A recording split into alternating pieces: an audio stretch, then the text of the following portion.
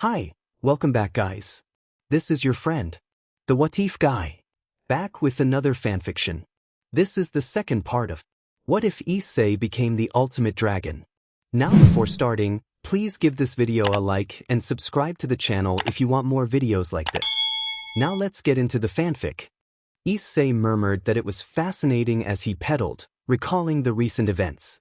It had been the second day since the demon hunt in which Rias and her peerage had defeated the parasitic demon Visser in a swift, anime-style confrontation.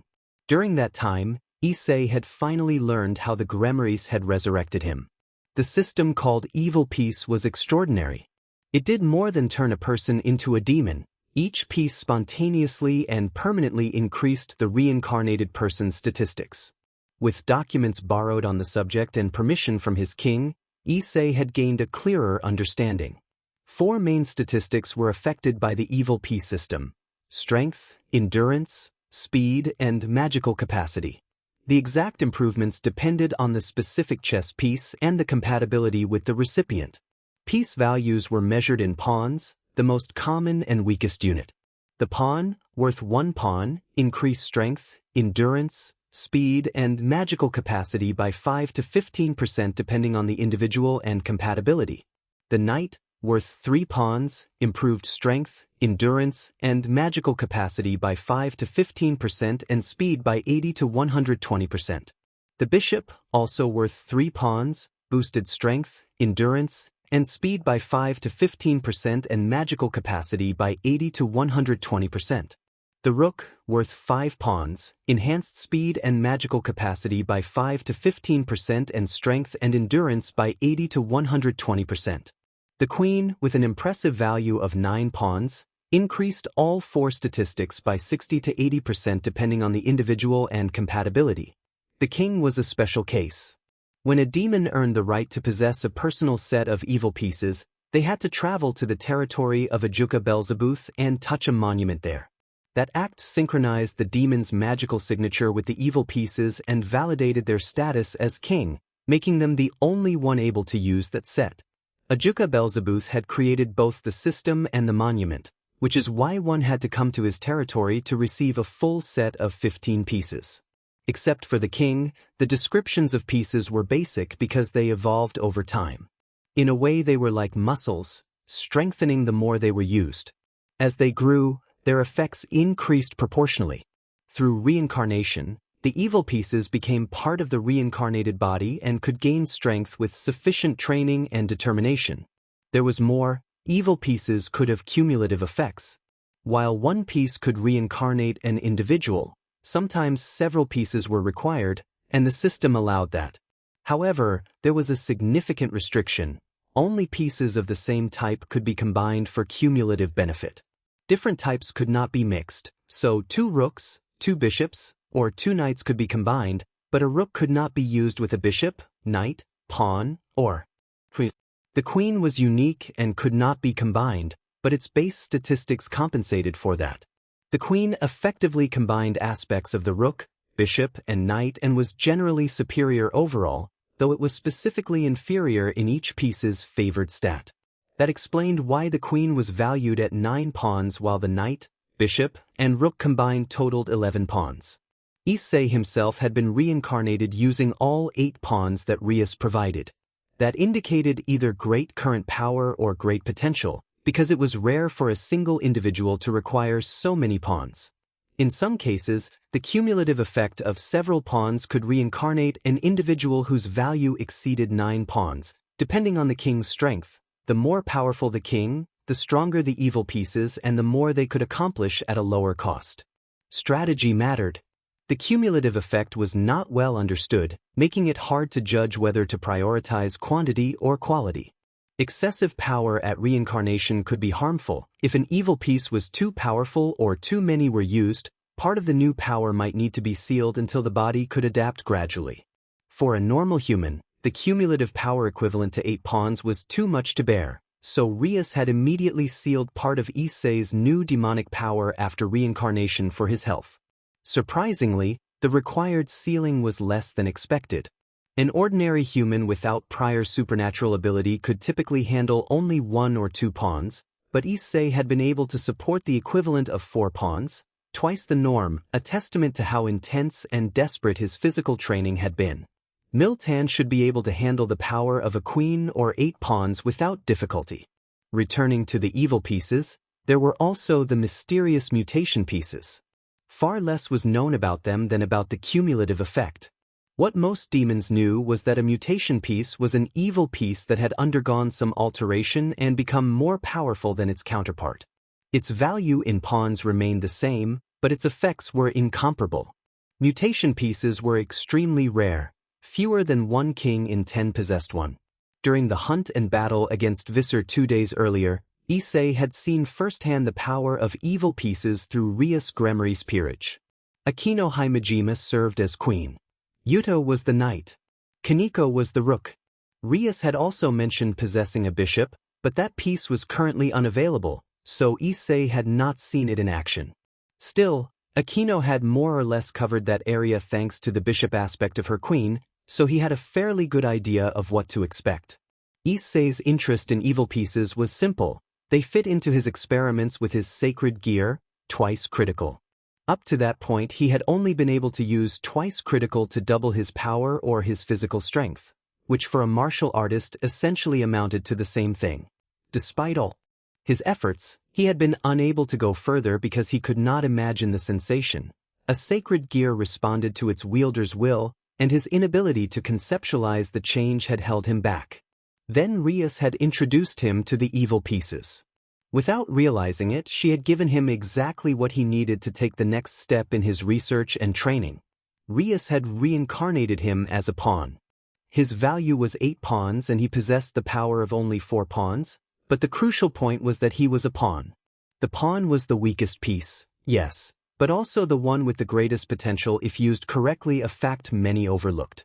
Being a pawn was only one stage. The real interest for Issei was the pawn's special ability, promotion, which allowed the pawn under certain conditions to evolve into another piece: knight, bishop, rook, or queen. Ironically, the queen was the least interesting to him at the moment. It had no utility for his current research. That could change later, but for now he did not need to focus on it. The knight doubled speed. The bishop doubled magical capacity. The rook increased strength and physical resistance. Not all of these were literal doublings, but they were close enough for Issei's purposes. He also ignored small stat improvements that mirrored those provided by the pawn, since they did not change his investigation. In this context, each evil piece acted like twice critical applied to a specific statistic. He began to experiment. Rias had given him temporary authorization in the form of a special card to use promotion as he wished, in exchange for a promise not to abuse it and to be careful. That authorization removed the need to go into designated enemy territory or obtain verbal consent from his king for individual training, so it was ideal. In barely 2 days he made rapid progress. At first he could double either his power or his physical strength. By coincidence, the rook had a similar effect but also doubled physical resistance, so he tested that first. Issei alternated several times between applying twice critical to double his physical strength and using promotion to become a rook to feel doubled physical resistance without focusing on strength. Because of the similarities, he learned this new variant of twice critical fairly quickly. Next he attempted to double his speed, which still fell within the physical domain and was therefore close enough to his previous experiments not to start from scratch. It proved harder than the rook. Issei had to use promotion to become a knight many times, slowly internalizing the sensation of doubled speed. It took time and effort, but he eventually assimilated this variant into twice critical. Only the magical capacity remained. The problem was that Issei had so little magic that any increase remained almost negligible. When something begins as nearly nothing, doubling it still felt like nothing. Because of that, perceiving the change when his magic was doubled was extremely difficult. He did not give up. As with the earlier steps, he used promotion to accustom himself to the sensation and relied heavily on meditation to notice even the smallest change and focus on it. It demanded a great deal of time, but he mastered this variant as well and added it to twice critical. Learning to double his physical resistance had taken about an hour. Learning to double his speed required 4 to 5 hours. Learning to double his magical capacity took more than 24 hours. This was not a lack of talent but a lack of predisposition. He had so little magic by birth that he had to expend tremendous effort just to find it in himself, let alone double it. Still, he had succeeded. Once that first project ended, Issei started 2 new ones. The first aimed to learn how to double additional facets or characteristics of himself, but it required research and hypothesis testing. The idea was simple enough to propose, yet difficult to apply when he could not clearly imagine the concept. The second project followed the Kaioken method from the Dragon Ball series, that is, repeating and stacking the effects of twice critical. Again, the evil pieces were a boon. All he had to do was use promotion to evolve his pawn into another piece, then use his sacred gear with the associated variant to double it. The effect worked in reverse as well, though it felt slightly different. It quadrupled instead of tripling, but he had no reason to complain. That stage was a success. He only needed to reproduce the cumulative effect without using promotion. That proved far more difficult. Progress was almost non-existent, as if something were blocking him. Still, it had been only 2 days, and his gains were already enormous, so there was no reason to lose heart so soon. Morisawa, now his first regular client, took a particular interest in Issei's experiments and research. It was not every day that an ordinary person could claim to have seen supernatural powers in action, much less helped improve one. Most of the time, Morisawa's requests were to witness Hyoudou's handling of his sacred gear. Afterwards he offered tips and ideas to refine the experiments. Perhaps because of the magic-related aspect, Miltan also showed interest in twice critical and assisted in her own way. Since a sacred gear responded to its bearer's will, watching lots of anime about magic and its fictional applications seemed to help to a degree. It was, predictably, an assortment of magical girl shows. Her contracts were simple enough to satisfy. Strangely, Ria seemed the happiest to see those contracts completed and validated. At that moment, Issei was cycling to the home of a brand new client. He felt a little excited. After all, this was the contractor's first summoning in this town. That made Hyoudou the first demon ever called there. That mattered to him. Morisawa had originally been Kaniko's client and Miltan had been Hyoudou's before they both decided to make him their reference demon, so he wanted to make a good impression and be summoned again. When he arrived, Issei inspected the house. It was an ordinary home, the kind his own family had. It still struck him odd that most summoners were regular people and that a so-called pact with the devil was essentially a work contract. That demystified the whole thing. He knew it had not always been so. In the distant past, perhaps up through the 3-faction war, demons had probably matched the myths. He personally preferred them the way they were now. He was about to knock when he noticed the door was slightly ajar. It was near midnight. An open front door at that hour was unusual. With his enhanced night vision as a demon, he also spotted recent signs of tampering on the lock.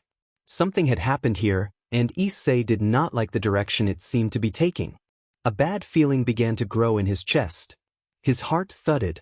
He stepped in cautiously. The house was dark, no lights on.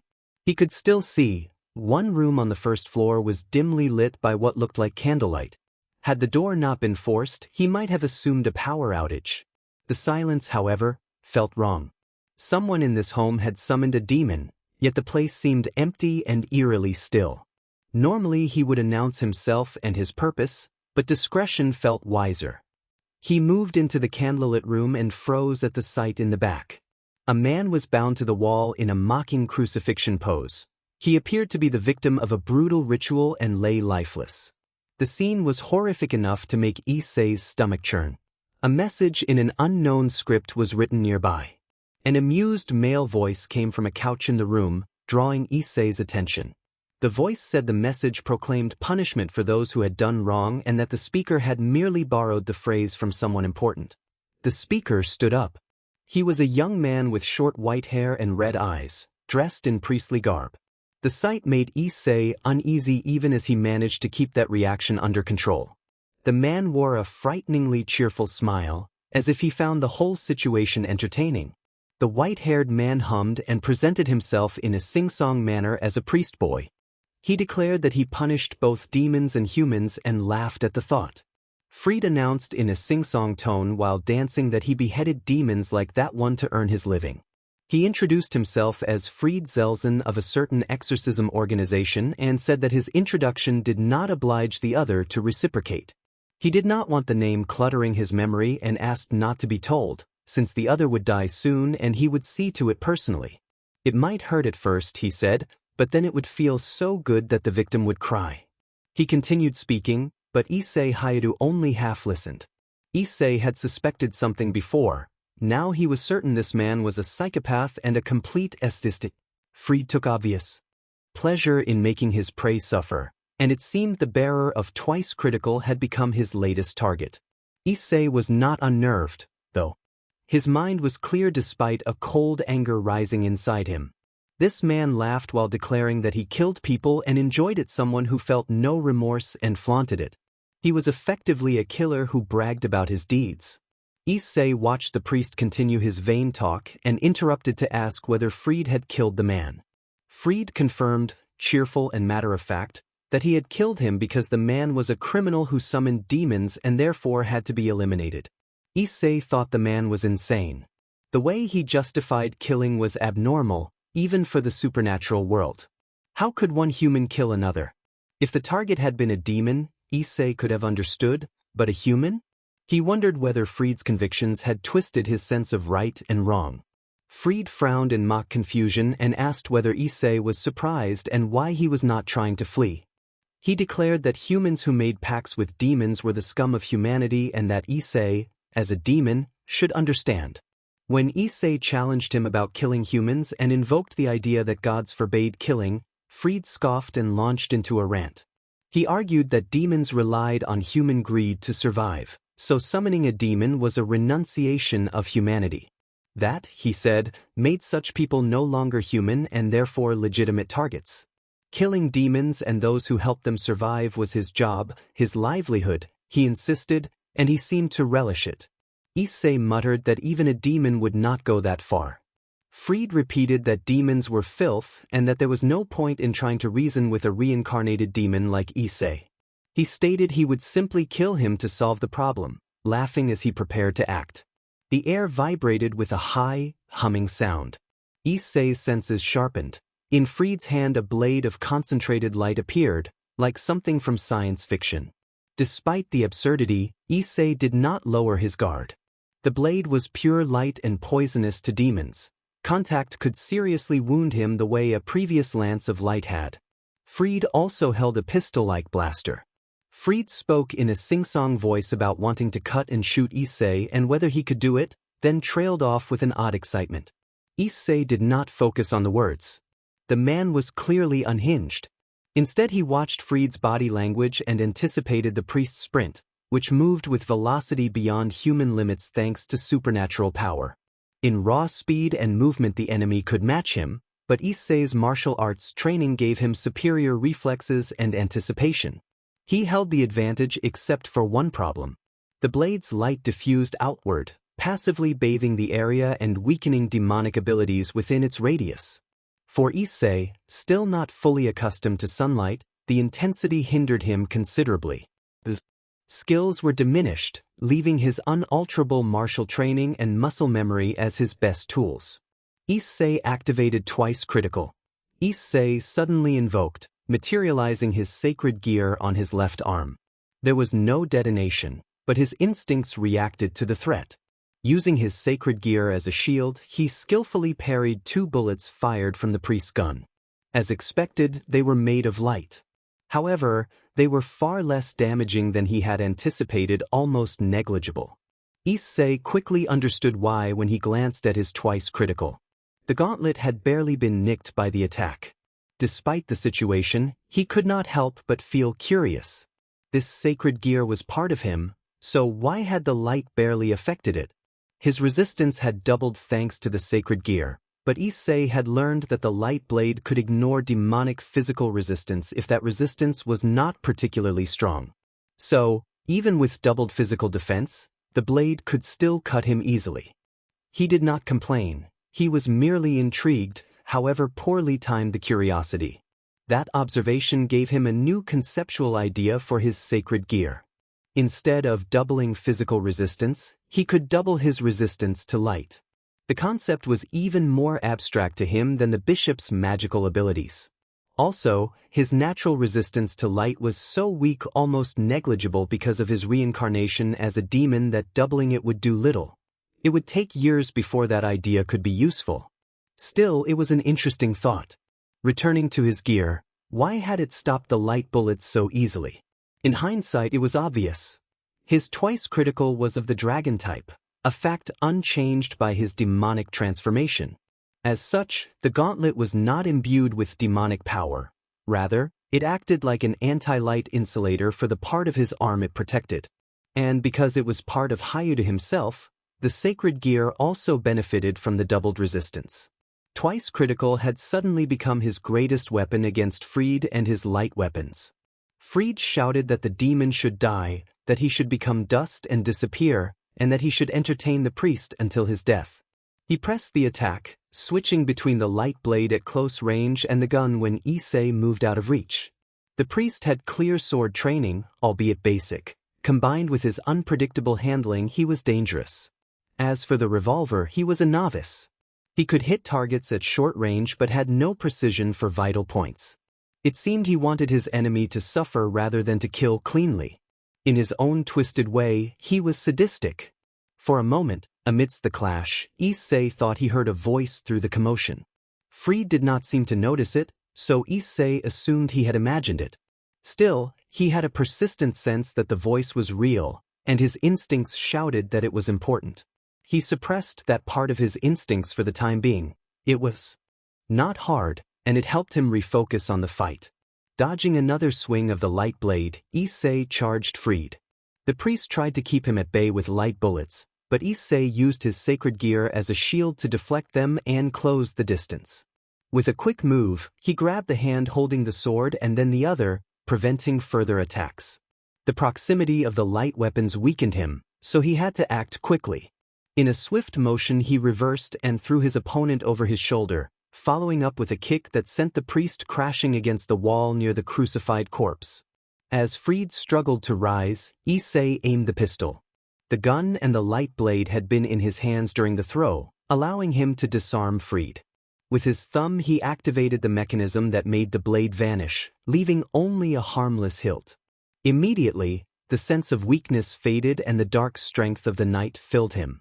He was no longer at a disadvantage. He now held the upper hand. He pet the revolver and prepared to fire. Asia cried out in horror just behind him. Issei froze and turned.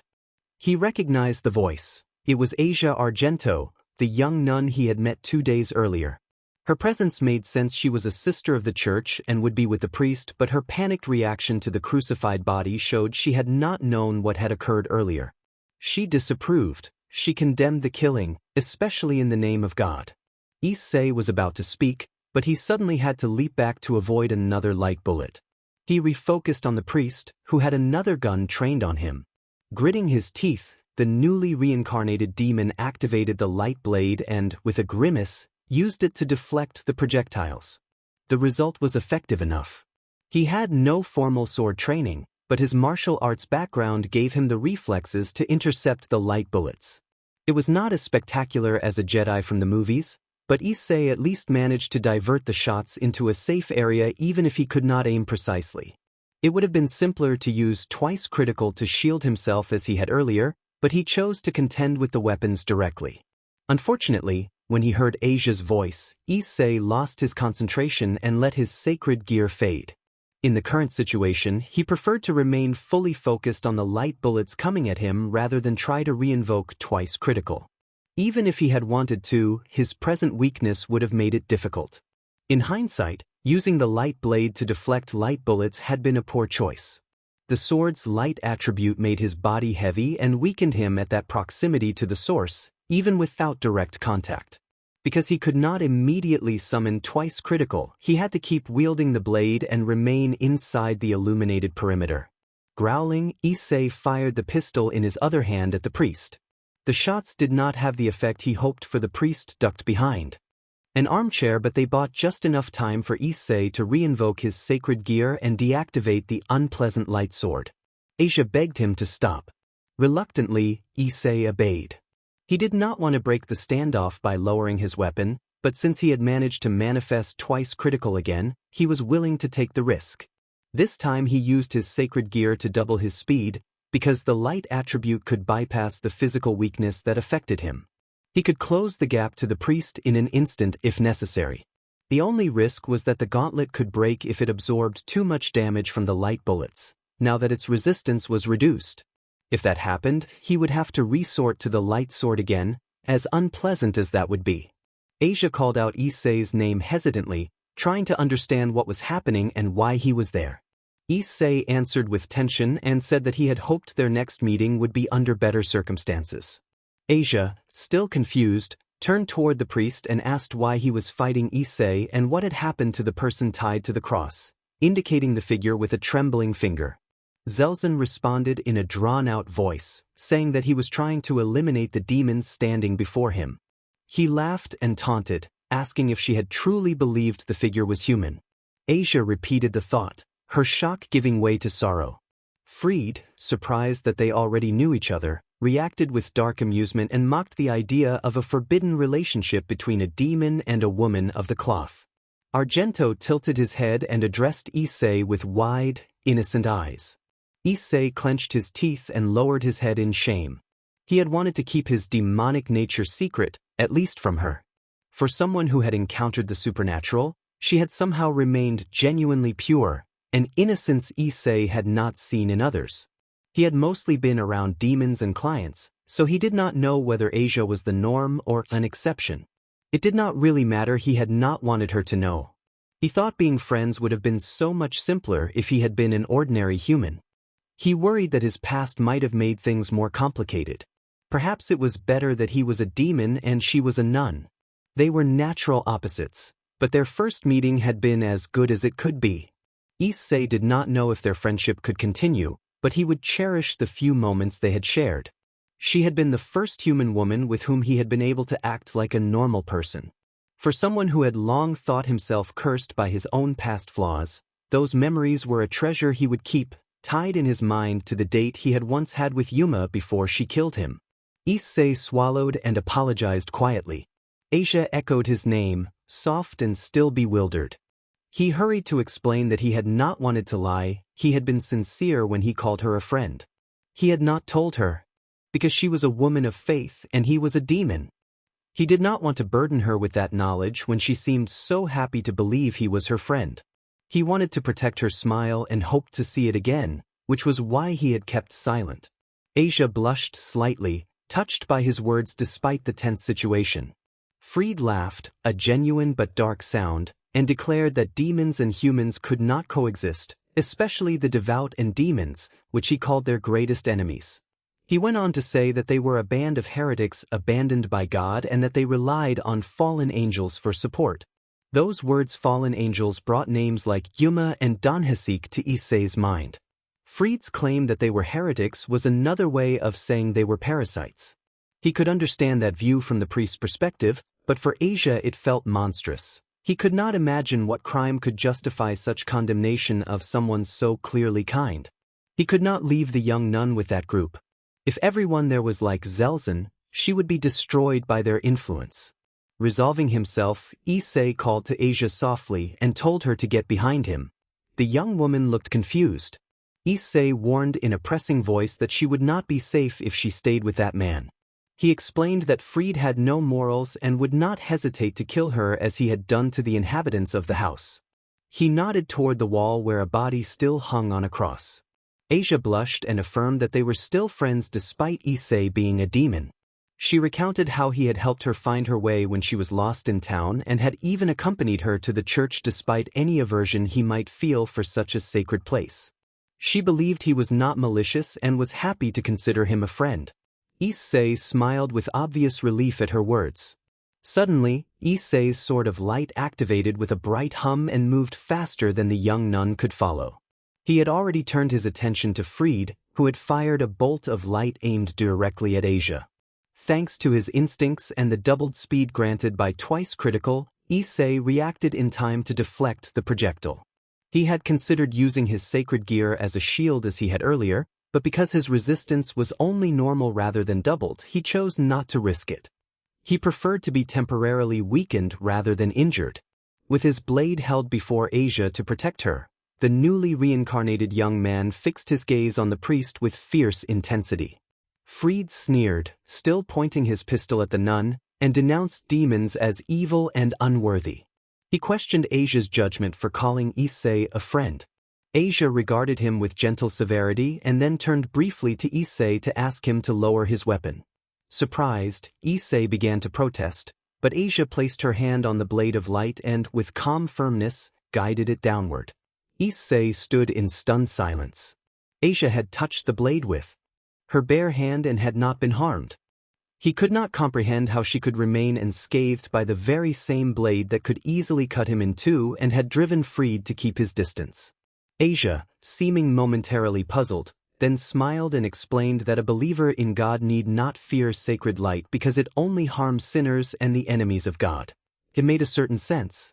Humans were prone to sin, and demons and fallen angels could be enemies of God. Fried's ability to dodge light bolts indicated he could be affected by them, and therefore he was a sinner in that sense. In contrast, Asia had not been affected by the blade at all.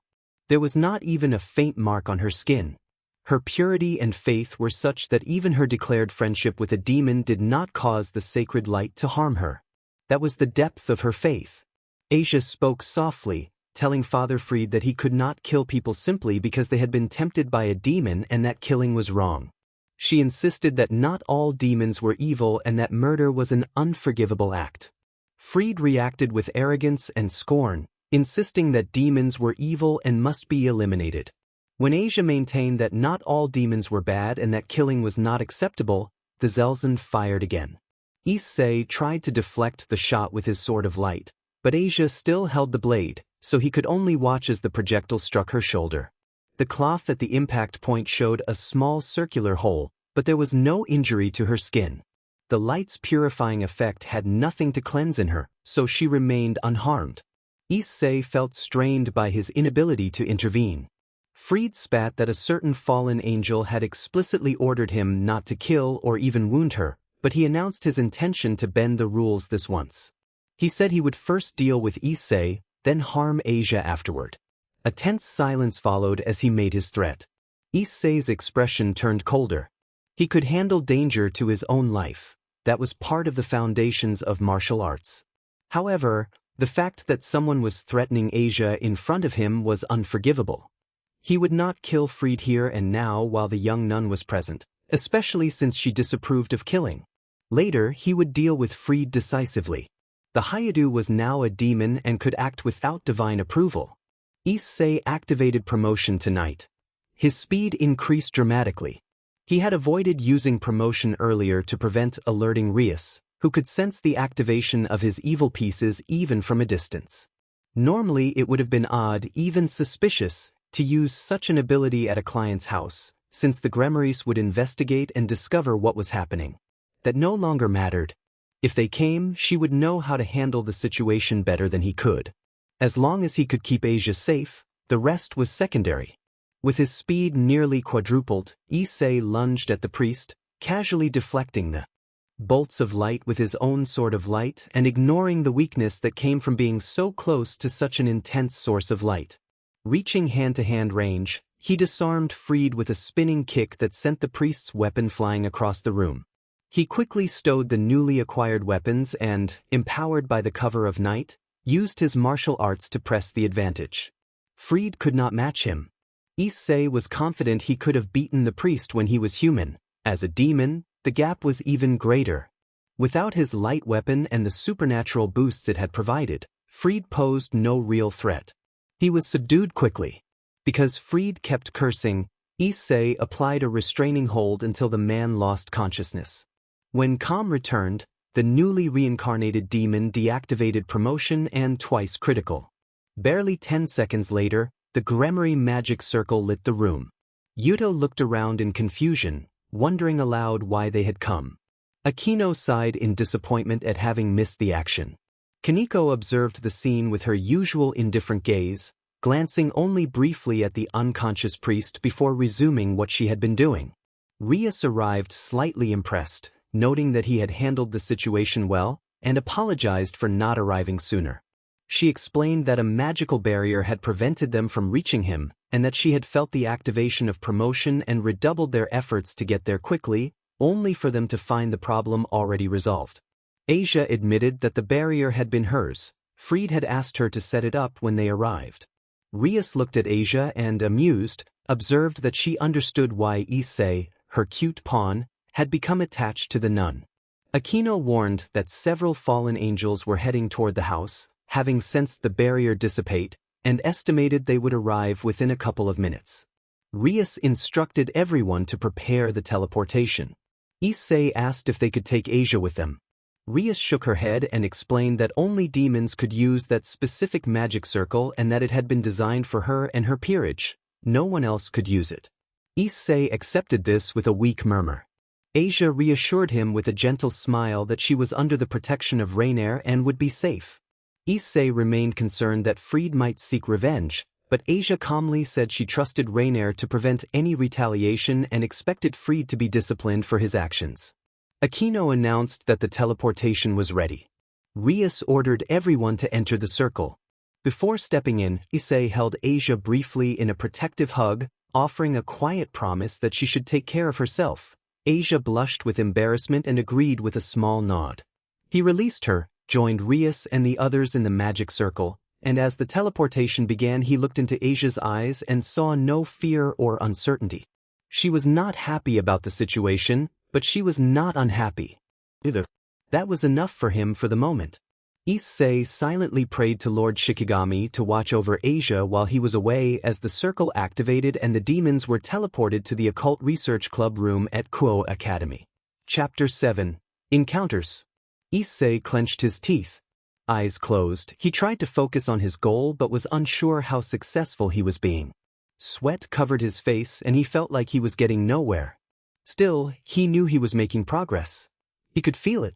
It was only that the progress was too slow for his liking. For now, this was the limit of what he could do. What he was attempting was extremely difficult, many would call it impossible, but Issei remained confident in his chances. Sitting in a meditation posture, he held the stolen sword of light with both hands, twice critical activated on his left. He had kept the pistol as well, thinking it might be useful later, but that was a detail for another time. For the moment, Issei concentrated on something else. The blade was set to its maximum power and the newly reincarnated boy's body was bathed in light, significantly weakening his demonic physiology. That was intentional. He was conducting an experiment. He had not told Rias or any member of her peerage because he did not want to worry them needlessly even if what he was doing was dangerous. Well, as long as he did not accidentally stab himself with the weapon, it should be fine. He had acquired the Sword of Light 2 days earlier and had since run many tests on himself. Issei wanted to know whether it was possible to remove the weakness he had inherited as a reincarnated demon, or at least reduce its harmful effects. His king had explained to him the day she introduced him to the rest of her peerage that light weakened them. That included diffuse sunlight. She had reassured him that, over time, demons developed a small degree of resistance through exposure. Daily exposure to low-intensity light would slowly build immunity, somewhat like a vaccination. Because the holy attribute of light was opposed to the demonic attribute of his reincarnated body, that immunity would never be more than minor, though it would continue to develop. That was where Issei's idea came in. He wanted to see if he could artificially increase his resistance to light and began experimenting accordingly. He was pleased when he obtained positive results.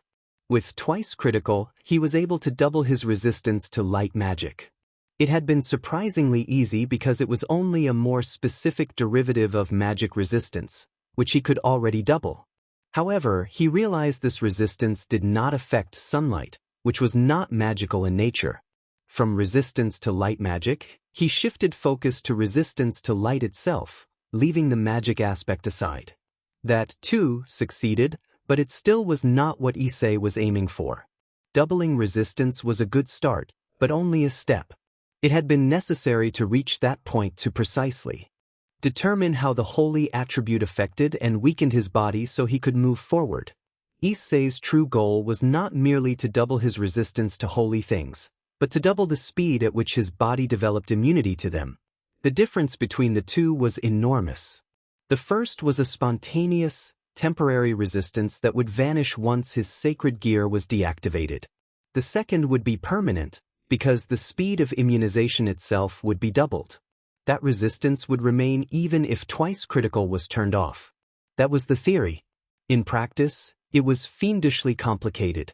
The concept of the speed at which resistance to holy things develops was something Issei could not yet grasp fully. It was not like his work on resistance itself, which he had broken down into steps starting from magic resistance, that had given him a foundation in the form of the bishop piece. In this case, no path had been laid out. He was essentially working blind, which was why he was using the sword of light in his current experiments. The test he was performing now was simple.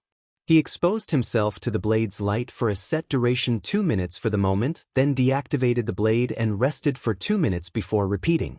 It might seem odd at first, but there was logic to it. As a martial artist, Issei had an extensive knowledge of his own anatomy, necessary to exploit his power and maintain precise control.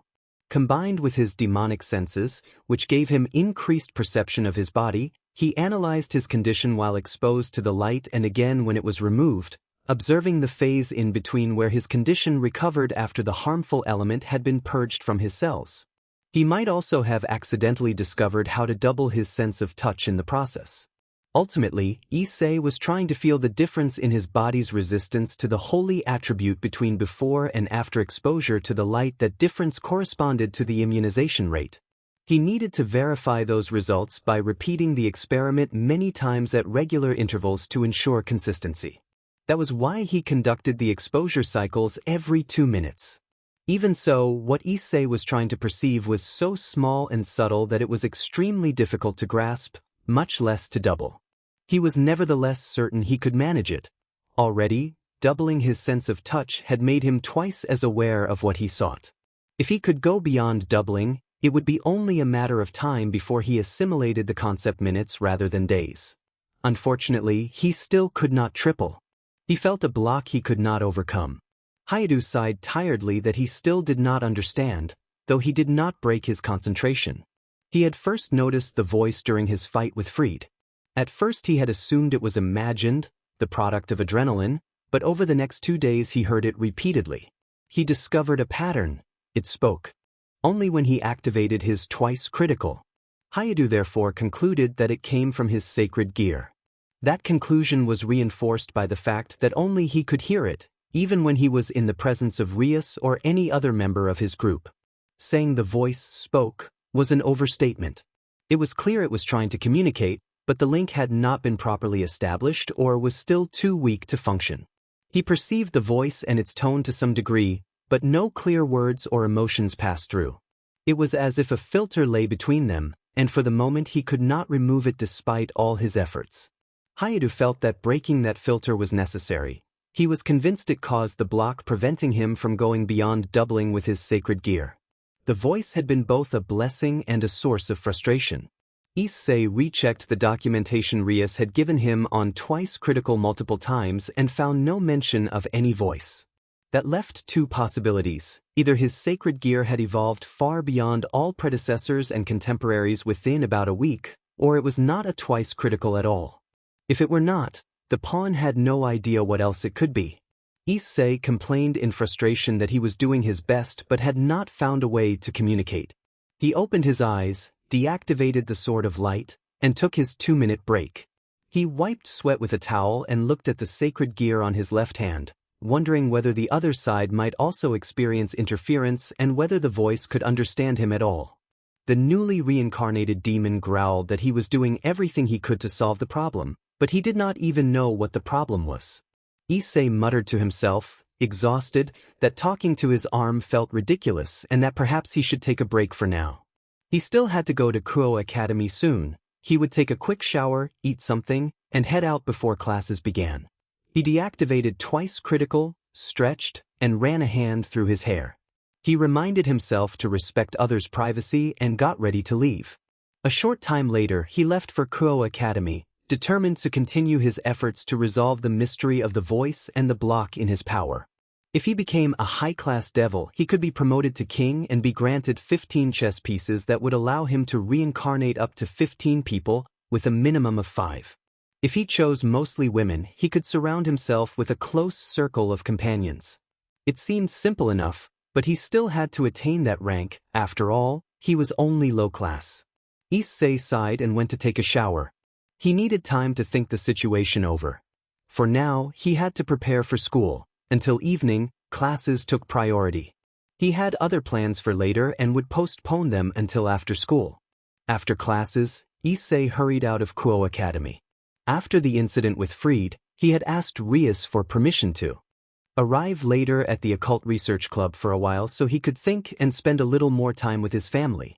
Rias Gremory, understanding, had agreed, probably assuming he had been shaken by the exorcist's violence. In any case, since he could not use the teleportation circle to go to his clients, his presence at the club was optional. If someone requested a contract, the king could simply call him to give the address. Hyoudou had GPS and several satisfaction surveys in stock, so he could be practically independent in that regard. Although Issei had told Rias he would be spending time with his family, he had not been entirely truthful. He did spend some extra time with his parents, but not all of it.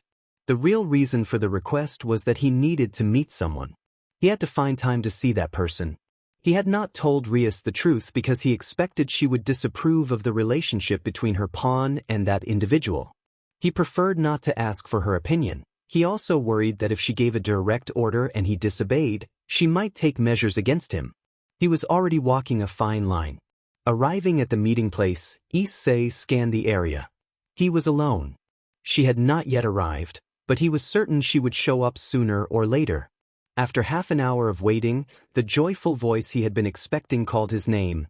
Asia hurried toward him, radiant. Issei returned her smile and felt relief at seeing her. He had not been sure she could come. Asia admitted with a contrite smile that it had almost not been possible, explaining that Lady Rainier had been the one who allowed her to come but that she had needed to argue her case. Issei said he would have to thank Lady Rainier if he met her, and Asia agreed, genuinely pleased. Issei reflected with some irony that most people might think putting a fallen angel and a demon together was not a good idea, then asked whether she would like to do something. Asia hesitated, looking thoughtful and slightly confused, and then her stomach gave a small audible rumble. She blushed and laughed awkwardly embarrassed. Issei suggested getting something to eat, and Asia readily approved. He led the nun to a nearby fast food restaurant and they stood in the short line. He noticed her studying the surroundings with fascination. It seemed she had never been in a place like this before. When their turn came, a server approached to take their order.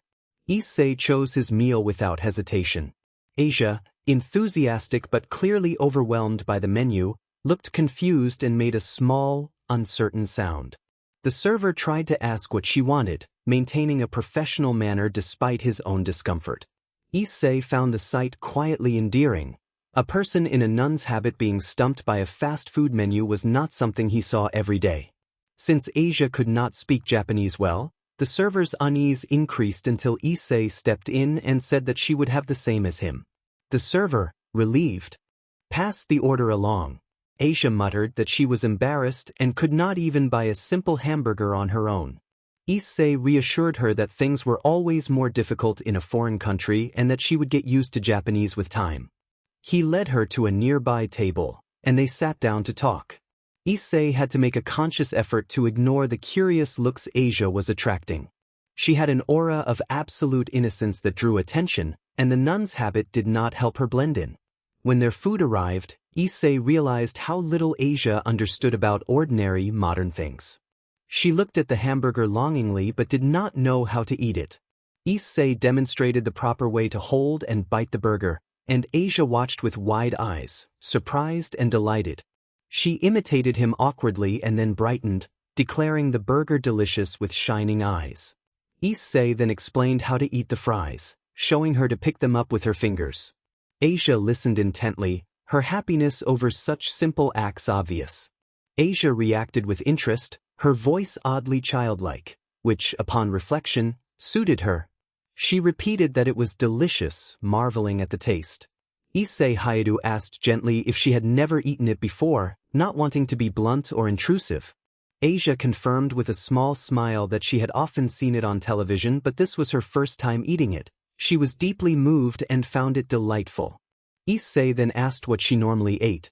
Asia replied that she mainly ate bread and soup and also vegetables and pasta.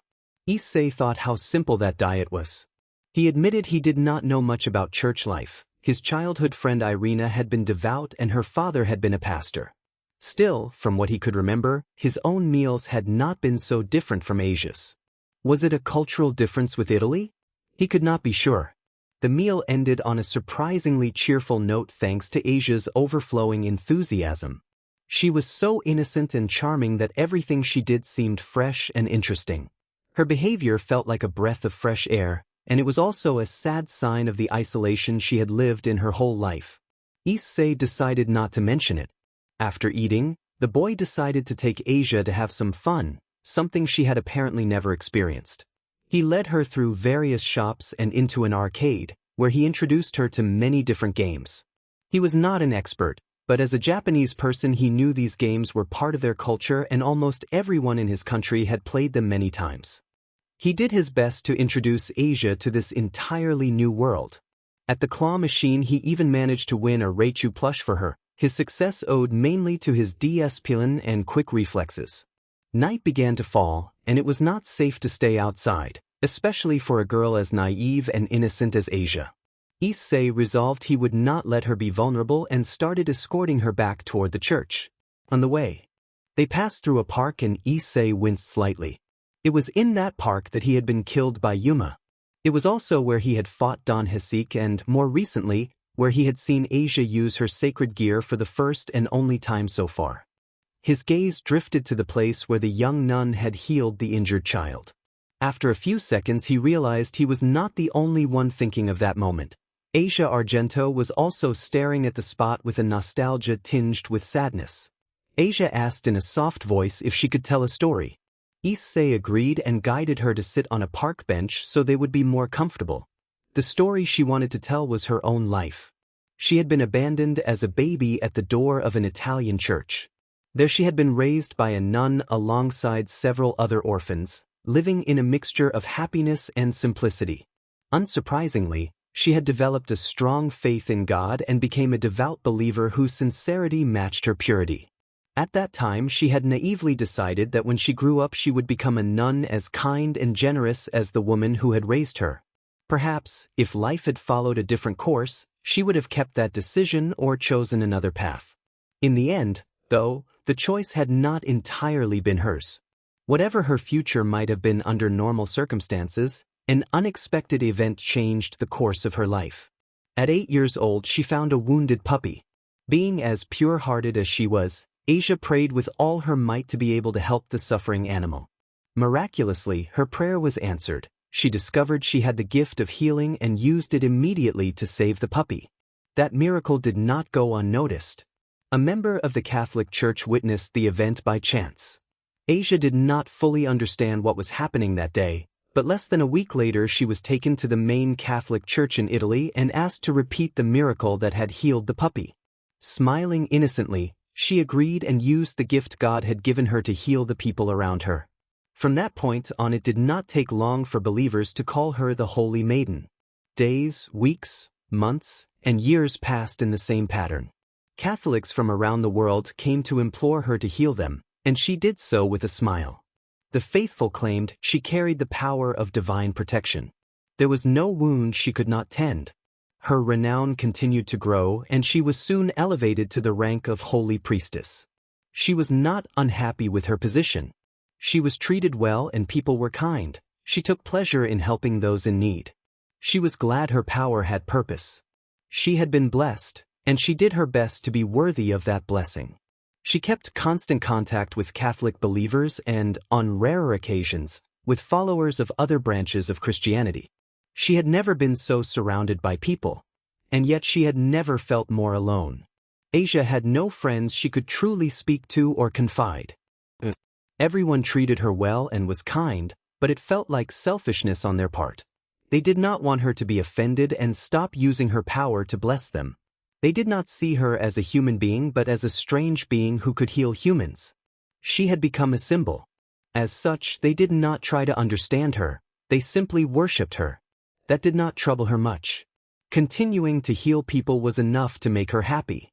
She was a simple girl, after all, and she could have been content with that life. But once again, fate decided otherwise.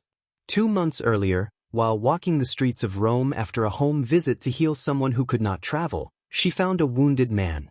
He had bat wings on his back, proof that he was not human. Asia noted absent-mindedly that he matched the description of a demon according to the Bible, but above all she was aware that he was wounded. The young woman had such a pure heart that she could not simply ignore someone she could help.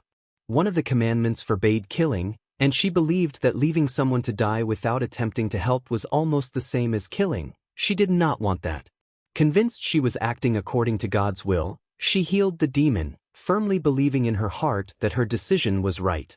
Later she learned she should not have been able to heal him. A demon was an enemy of God, and a gift from God could not heal a demon. Yet she had done it. Worse, her bodyguards had witnessed that inconceivable feat. She had not tried to hide it. She had been certain her action reflected God's will. The demon managed to escape before anyone could capture or eliminate him. Back at the church, her actions were revealed and chaos followed. A power that could heal demons? Such an absurdity could not be allowed. The healing gift was intended for God's disciples only. Asia was not the only one to receive it, but her power exceeded others because it matched the strength of her faith. Believers refused to accept that explanation and began spreading rumors about the origin of her abilities. She was stigmatized as a heretic and labeled witch. No one defended her. She could not understand why. She had only followed what she believed was God's will. Rejected by the church, she had nowhere to go. She lived for several days on the street until Rainier took her in and brought her to a small group of fallen angels. As with the church, they used her power for their own ends, but at least they did not hide that fact. Despite being treated as a heretic, Asia kept praying and thanking God. She never received an answer. She felt abandoned and unsaved, so she prayed even more desperately. She later discovered that the fallen angel group that had taken her in was semi-independent. They were connected to the organization Grigori only through their leader, who held a high position. Asia had never seen that leader and did not even know his name. She did not interact much with the other fallen angels, only. Rainier visited her when she could. Rainier could not visit often because of responsibilities, but when she did she acted like an older sister in private. In public she kept her distance and behaved coldly, which Asia did not fully understand but accepted, assuming there was a reason. For days earlier, the fallen angels had asked Asia to travel to the town of Kuo in Japan, where Rainier had been for a little over a week. Asia was supposed to go to the local church but became lost. Unable to communicate because of the language barrier, she wandered the streets, unable to ask for directions. Then she met Issei. She believed God had finally answered her prayers by providing her a guide who later became a friend. Though he was a demon, his kindness and care mattered more to her than labels. Outside of Rainier, no one had shown Asia that kind of attention. Rainier herself showed it sparingly. There was a certain meaning to the idea that if one demon had caused her misfortune, another demon had brought her happiness. Asia believed all of it was God's will. The Lord had wanted her to come to Kuo for a reason she did not yet understand, and she felt rewarded, as if she had passed a test. At the church she had had no one close to her. Now she had Rainier and Issei, her first friend. She could never pray enough to express her gratitude. Hyoudou listened to her story in silence. He could sense the sadness when she spoke of the church and the joy when she spoke of Rainier and the fallen angel. He resolved to thank Rainier if he ever met her. She had done a great deal for Asia. Without Rainier, who could say what would have become of the awkward young nun who had little experience of the outside world? It did not matter to Issei whether they were enemies in some cosmic sense. He cared about people's behavior and personality rather than labels like human, angel, fallen angel, or demon. He also noticed women physically, and his thoughts sometimes wandered in a way he found embarrassing. He told himself that what truly mattered was character, though his inner thoughts occasionally betrayed him. He decided to ignore that part for now. It was not important at the moment. Then there was Asia's sacred gear. Issei remembered that Rias had told him a sacred gear responded to the user's will. He thought about how the stronger a person's will, the more powerful their sacred gear would be. That explained why Asia's ability was so potent compared to her peers and even her predecessors. She wanted to heal anyone in need, regardless of who or what they were. Inevitably, she had less restriction in her power than the nuns who limited their healing to believers, angels, and, to a lesser extent, humanity. It was not that Asia's sacred gear was an aberration. She had simply evolved it beyond known norms, much like Issei had in his own way. A horribly familiar voice spoke his name, jolting Hyoudou out of his thoughts with a sense of relief. Rainier expressed relief that she had feared something had happened to him. Asia announced happily that everything was fine and that they had been about to head home, then introduced her friend Issei Hyoudou. Issei awkwardly greeted Yuma, interrupting the introduction. The Hyoudou had never expected to see her again so soon, or perhaps ever, especially after how their first meeting had ended. He had assumed Yuma would have left town long ago. It turned out not to be the case. On top of that, he learned that Yuma's true name was Rainier and that she had become Asia's benefactor, which complicated things further. The real question was what their relationship meant now. Rainier had once struck him down in battle, and he had forgiven her. He had been resurrected and now stood aligned with enemies. Issei was uncertain how to proceed. Rainier offered a smile that mixed melancholy, sadness, and a faint happiness as she told him it had been a long time. Issei responded wryly that it had been a lifetime and remarked that she looked well. Rainier then revealed softly that her true name was Rainier and that she was indeed doing fine. She noted that Issei, of all the dead people she had seen, was the least dead. Issei deflected with humor and reminded her that he did not let death stop him. He added that he had warned he would come back for their friends while indicating the others. Rainier crossed her arms and recalled that she had said if he returned, they would be his. Issei admitted awkwardly that this was true. The two of them looked at each other for several silent seconds, unsure how to react to the situation. Asia watched them in confusion and asked whether Rainier and Issei already knew each other. Issei replied that, in a way, Rainier had been his girlfriend. Asia blinked in surprise, then quickly blushed and began to panic comically as she tried to process the revelation. Rainier asked, bewildered, if they were still together. Issei raised an eyebrow and noted that they had never broken up. Rainier reminded him that she had killed him, intending the reminder to explain everything. Issei countered that he had said he would accept death for her. Though he had not expected it to happen so soon, he insisted that his comments still stood and therefore they were not separated. Rainier muttered that she was not a good person, and Issei pointed to Asia as proof to the contrary. Rainier looked at Asia and, with a sad smile, commented that she was glad Asia had made friends while in Kuo. Rainier then said they needed to head home. When Asia began to walk ahead, Rainier asked her to go on and said she needed to say one last thing to Issei in private. Asia left with a cheerful farewell. Once Asia was out of earshot, Rainier thanked Issei for being Asia's friend and acknowledged that he had already done so much for the girl despite knowing her for only a short time. Issei responded that he took care of his friends. Rainier admitted she was glad and then, growing serious, asked him for a favor. Issei agreed without hesitation. Rainier pleaded with him to save Asia. Issei blinked in confusion and asked what she meant. Rainier explained, eyes watering, that tomorrow night at midnight Asia would be subjected to a ritual intended to remove her sacred gear, twilight healing, and implant it into one of them. Rainier said she was at the top of the list to receive it, but the crucial point was that if Asia went through the ritual and her sacred gear was taken from her, she would die. Issei demanded to know why she could not stop it herself. Rainier answered painfully that she could not refuse orders from above and had no way to save Asia. She had even been forced to strike him down before for that reason. Because Issei had survived, however, the situation had changed. He could do what she could not. She begged him to save Asia and make her happy. Issei stared at Rainier for several long seconds before nodding and saying he believed her. Rainier sighed with visible relief. Issei then declared they should act immediately, his tone fierce. Rainier halted him abruptly and insisted it was not yet time for action. Issei, suspicious, questioned why, arguing that there was little time and they needed to protect Asia as quickly as possible. A brief pause followed as they prepared their next move. Rainier begged him to listen, pleading that he take Asia home to keep her safe first and foremost. She warned that if Asia did not return that night, her group would begin a search, and she asked if he had encountered Donasik and Fried. Issei Hyoudou confirmed that he had met them, frowning. Rainier hurriedly explained that there were 2 other fallen angels like Donasik and several dozen exorcists like Fried in her group.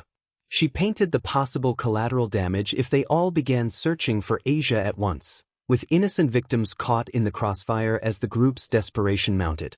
Issei clenched his teeth but nodded stiffly, acknowledging her point. He then asked what she recommended he do. Rainier told him to come to the church the next night at dusk and to use every available hour to devise a plan.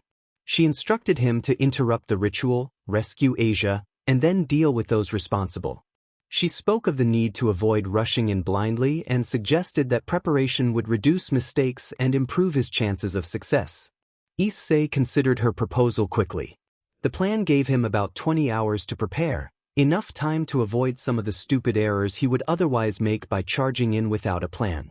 He asked how she could be sure the ritual would occur the next night rather than that very evening. Rainier explained that there was not enough time left that night to complete the preparations. The ritual had to begin at the darkest hour, at midnight, and several hours of setup were required beforehand. The victim, Asia, needed to be present from start to finish, because Rainier had managed to convince her group to grant one. Last night to the victim, the ritual had been postponed until midnight the next evening. Issei absorbed this information for several seconds, then agreed to follow her plan. He asked her to notify him of any changes and whether she still had his phone number. Rainier admitted, blushing slightly, that she knew it by heart. Issei nodded grimly and told her to make sure Asia remained safe until he could retrieve her, warning that Fried in particular might try something.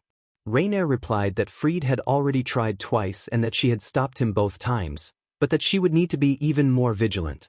She urged him to be prepared to save Asia by any means necessary. Issei promised with unwavering conviction that he would do so, insisting that Asia was far too pure and innocent to deserve what had been planned for her and that he swore she would be all right. In response, twice critical materialized on his left arm without him summoning it. The green jewel on the back of his hand glimmered softly, as if approving. Issei barely registered his sacred gear, his gaze fixed on Rainier and never wavering. Rainier met his stare and, after a few silent seconds, nodded in quiet approval. She was satisfied that he was capable of saving the young nun.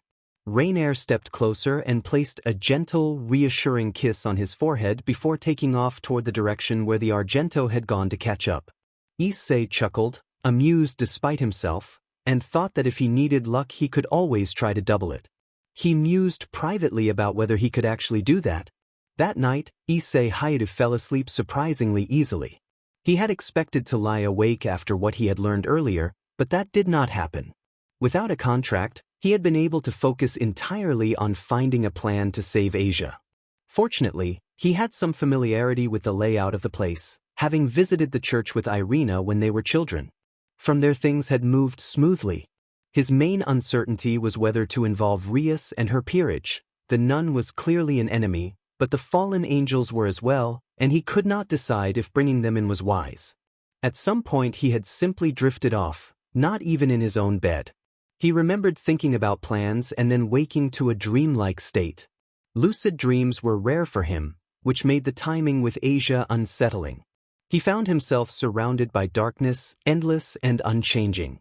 He felt nothing, none of his senses seemed to work. Distractedly, he wondered if this was what it felt like to be dead. He had almost been dead before but could not recall the experience. Despite the strangeness, he did not panic. For some reason, he had the sense that he was not in danger.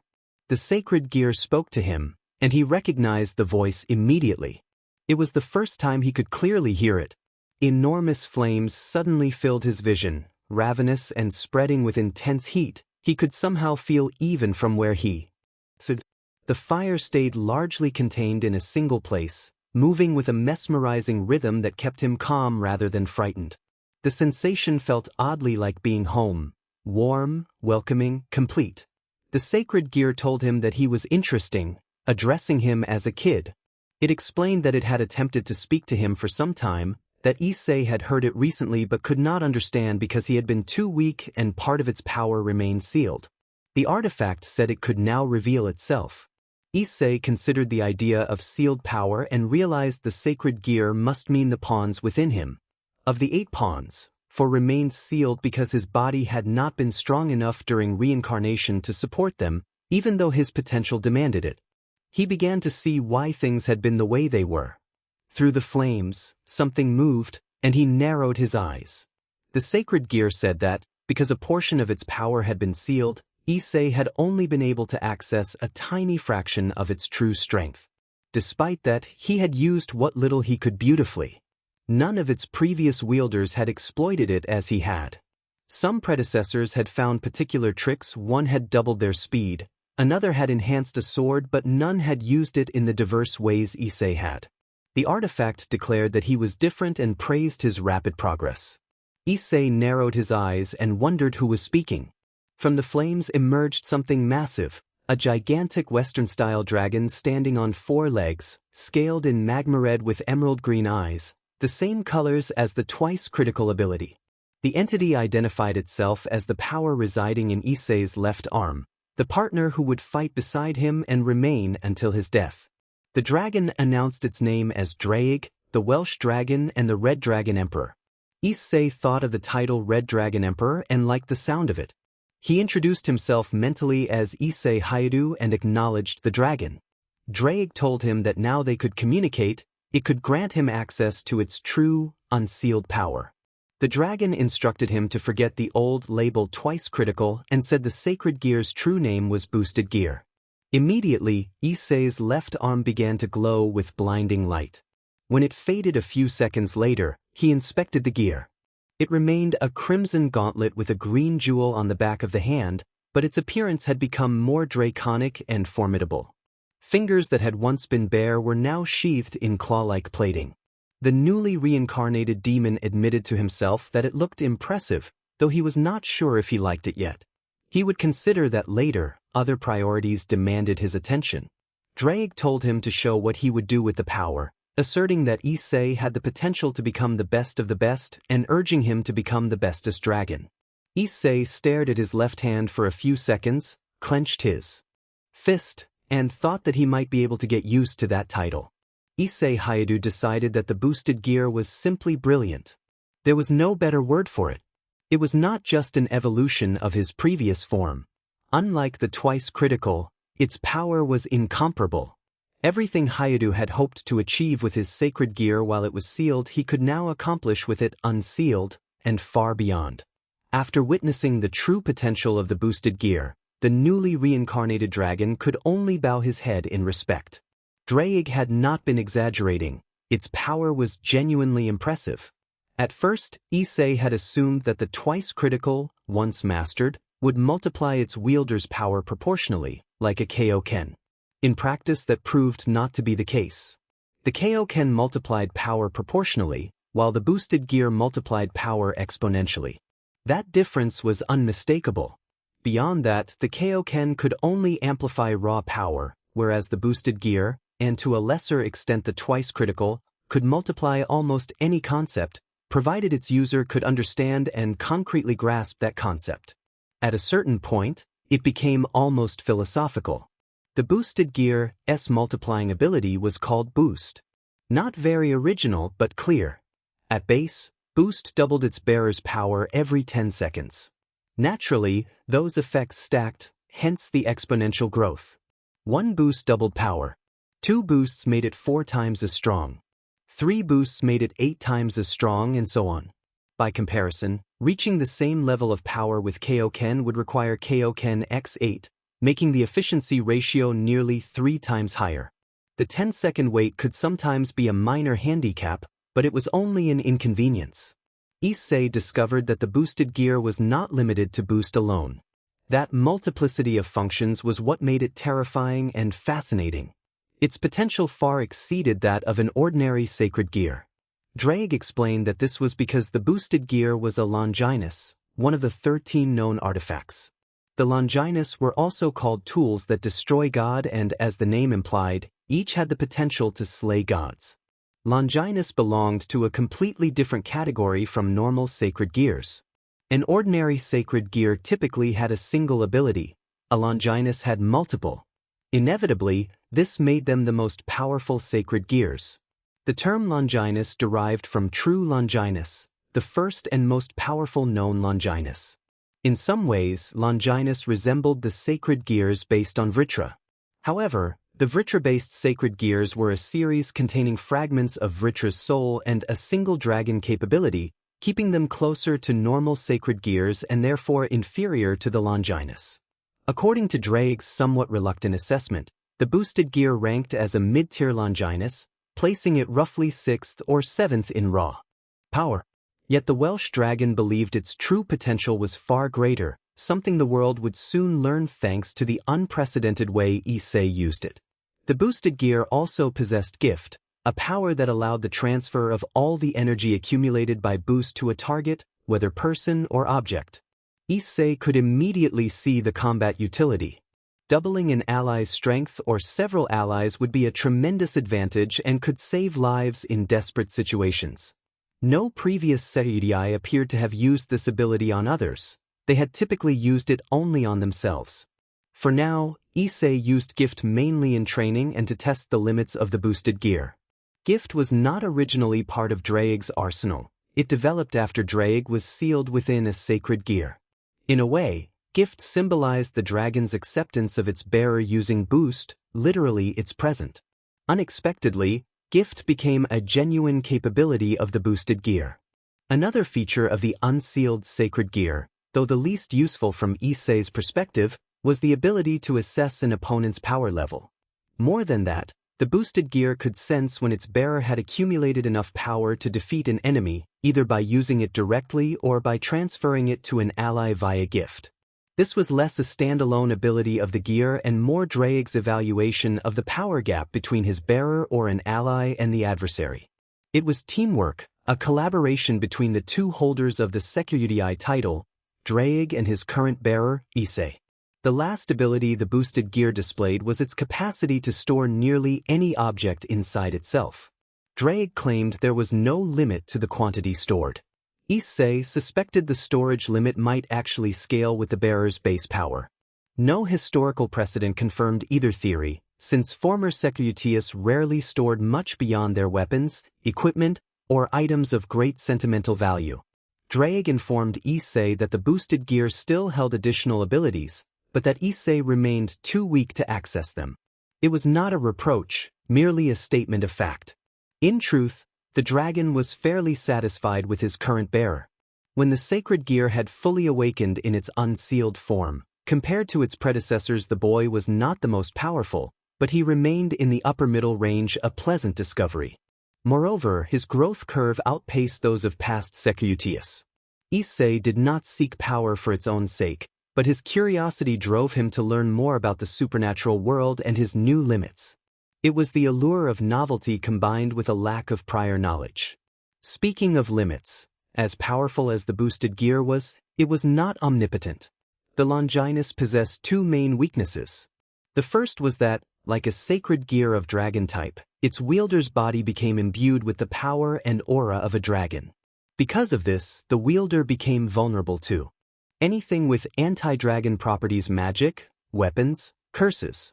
The second weakness was that the boosted gear was physically taxing. Prolonged use drained the wielder's endurance drastically. Fortunately, Issei had more or less figured out how to deal with these weaknesses. For example, having a healthy, well-trained body gave greater base endurance, allowing longer use of the boosted gear.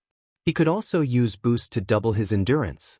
In theory, he could create a sort of perpetual cycle. The Longinus would consume endurance on one side, while he used the Longinus to produce the endurance the sacred gear required to be usable. In theory, it sounded brilliant. In practice, it was less so. Issei did not doubt he could create this endurance loop. He believed he could. But there was a major flaw. The boosted gear could only multiply a single concept at a time.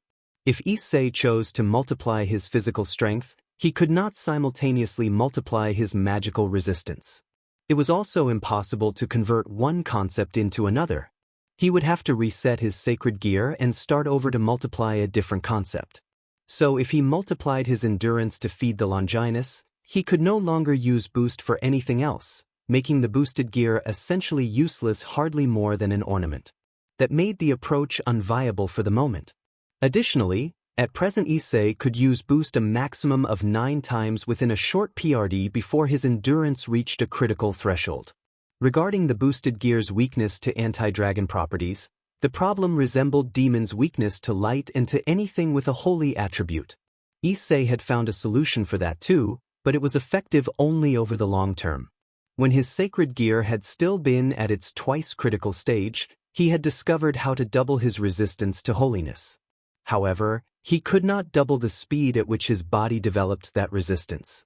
The reason was that he needed to understand and sense the resistance developing in order to act on it.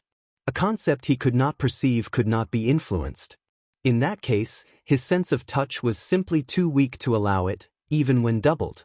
The solution presented itself when his twice critical evolved into its true form, the boosted gear. No longer limited to doubling a concept once, it could double a concept every 10 seconds until the wielder's physical limit was reached. That change made it almost ridiculously easy to overcome the previous limitation. After the 7th boost used to amplify his sense of touch, Issei managed to perceive the faint fluctuation in his body that signaled the development of resistance to holiness. It was important to understand that the sense of touch did not end at the skin, it extended throughout a person's entire physical organism. Once his sense of touch was 128 times more sensitive than normal, detecting the influence of the holy attribute on his body and the body's reaction to protect itself became straightforward. Once he could perceive that sensation and understand it, he could boost it. Thanks to his limit of 9 boosts, Issei was able to accelerate up to 256 times the rate at which his body developed resistance to holiness. That said, appearances were deceiving. The theory might make Issei's work seem easy, but it was far from that. Even talking about resistance to light was misleading, though it captured the idea. By definition, demons were naturally weak to light. They could not truly develop resistance in the ordinary sense. Through regular exposure, it was possible to reduce the intensity of the weakness, which was different from creating resistance. Speaking of developing a resistance to a weakness was almost paradoxical. Resistance implies the absence of weakness. Still, because the result was comparable, it was simpler to talk about resistance to holiness than a reduction of weakness to holiness. The difference, however, was real. It was generally much easier to develop resistance or immunity to something than to diminish a natural weakness to that same thing. So even though Issei could accelerate the rate at which his body reduced its weakness to light and holiness by up to 256 times, his progress was still slower than if he had simply been developing an ordinary resistance. What he was doing was literally against nature. Moreover, removing the negative effect of the weakness did not automatically create a positive effect. Eliminating the downside was one thing, producing the upside was another. They were like two sides of the same coin serving similar functions and producing similar outcomes, but at different levels. One reduced the negative while the other enhanced the positive, and the two were complementary. For simplicity, people tended to refer to the whole process as developing resistance to an attribute, in this case holiness. Despite the technicalities, Issei had done remarkable work. Thanks to the boosted gear, he had managed overnight to become immune to the sun's rays, something that normally took a newly reincarnated demon at least a month, sometimes longer. He had become immune to sunlight in a single night. This was simply the result of his efforts and training. All Issei had to do was use the Sword of Light as a source of holy light and employ his sacred gear to accelerate the development of his resistance to that attribute while he exposed himself. In a way, it was a bit like tanning. The amount of exposed skin and the intensity of the light both had their influence. Because of that, Issei planned later to raise the intensity of his sword's light to develop resistance to a greater measure of holiness. His gift allowed him to do that, but it would wait. Prolonged exposure, even to weaker natural light, was tiring while Hyoudou's resistance remained low. Artificial light did not have that problem. Being generated, it lacked the holy quality that weakened demons. The pawn considered that a good thing, finding it pleasant to have a light source that did not physically bother it, which led Issei to wonder if a demonic light existed somewhere in the underworld. As for his vulnerability to the anti-dragon attribute, the principle was the same as with the holy attribute. The problem was that Issei had no item, equipment, weapon, or magic with such an attribute. For the moment he could not address that weakness, and it was not his priority. He was about to face fallen angels wielding weapons of light, mostly spears judging by what he had seen so far. His slight improvement against holiness would not be decisive, but it was something. A life Asia's life was at stake, and he would take every advantage he could to ensure Argento came through this alive. Endurance, the other weakness of the boosted gear, was not a major problem right now. He was a martial artist in peak physical condition. For a demon his fitness might only be slightly above average, but for a human it was near the limit of what could be achieved without supernatural aid. That allowed him, among other things, to use up to 9 boosts despite having been reincarnated as a demon for only a week. He was also confident he could design new training to raise his endurance further. It was not his priority at the moment, so he had only given it a passing thought, but once he had time, he knew it would be only a matter of time before his stamina reached a new level. Because Asia's life was the priority, Issei decided to skip classes. Time was precious, and one life was worth missing a few lessons. Each hour, minute, even second might make the difference, and he felt responsible for ensuring at least Argento's story had a happy ending. She was so gentle, kind, innocent, and naive, she did not deserve what awaited her. Hyoudou meant to prevent it. The young nun would keep her twilight healing and would not die from the extraction of her sacred gear. He would see to that. On reflection, skipping school could have been a mistake. It would not have changed what was going to happen that night, and he could not have focused on classes anyway, but it would have occupied his day. Issei had neglected one detail until it struck him. He needed to avoid using his boosted gear during the day. He had used it a lot the night before and now needed physical rest to restore his endurance. It would be foolish for the supposed savior to attempt to rescue Asia without the strength to do so. That would only make things worse. He had no clear plan for the hours until 1900, when the preparations for the extraction ritual would begin.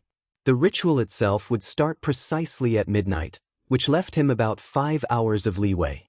Naturally, Issei planned to get to the church as early as possible to finish this crazy business quickly. He would have gone already had he not feared that arriving too early might be worse for Asia. Appearing before the preparations began would be the best way to have the fallen angels flee with the young nun and lose their trail. So far it seemed Yuma, or rather Rainer, was acting as a spy within her own group, but if Issei failed to save Argento, the other fallen angels could realize they had a traitor. It was hardly a secret that Rainer was the only one among them who cared about Asia. She would be in danger if their covert intervention failed. He felt the pressure of that responsibility. It was only noon, and there were 7 hours for Issei to run his plan through his head again and again, searching for the slightest flaw. Apart from a few minor battles against Donaseek and Fried, Hyoudou had never faced truly hostile supernatural opposition. He did not know where his strength stood in the bigger picture, or even within this city. He had been reincarnated as a demon only recently, so it was obvious he could not be the strongest being around, even if he had once been the most powerful human. But it did not matter whether he was strong or weak, or whether his enemy was above or below him. Asia was in danger, and that was all that mattered. He had known her only a few days and should not have grown so attached so quickly, and yet he had. He did not know why, but he suspected a reason. The young nun was the first girl with whom he had been able to behave naturally since his childhood, when problematic tendencies had marked him. Rias, Aquino, even Kaneko were special cases. His king was a demon, and Hyoudou had not yet fully understood her intentions.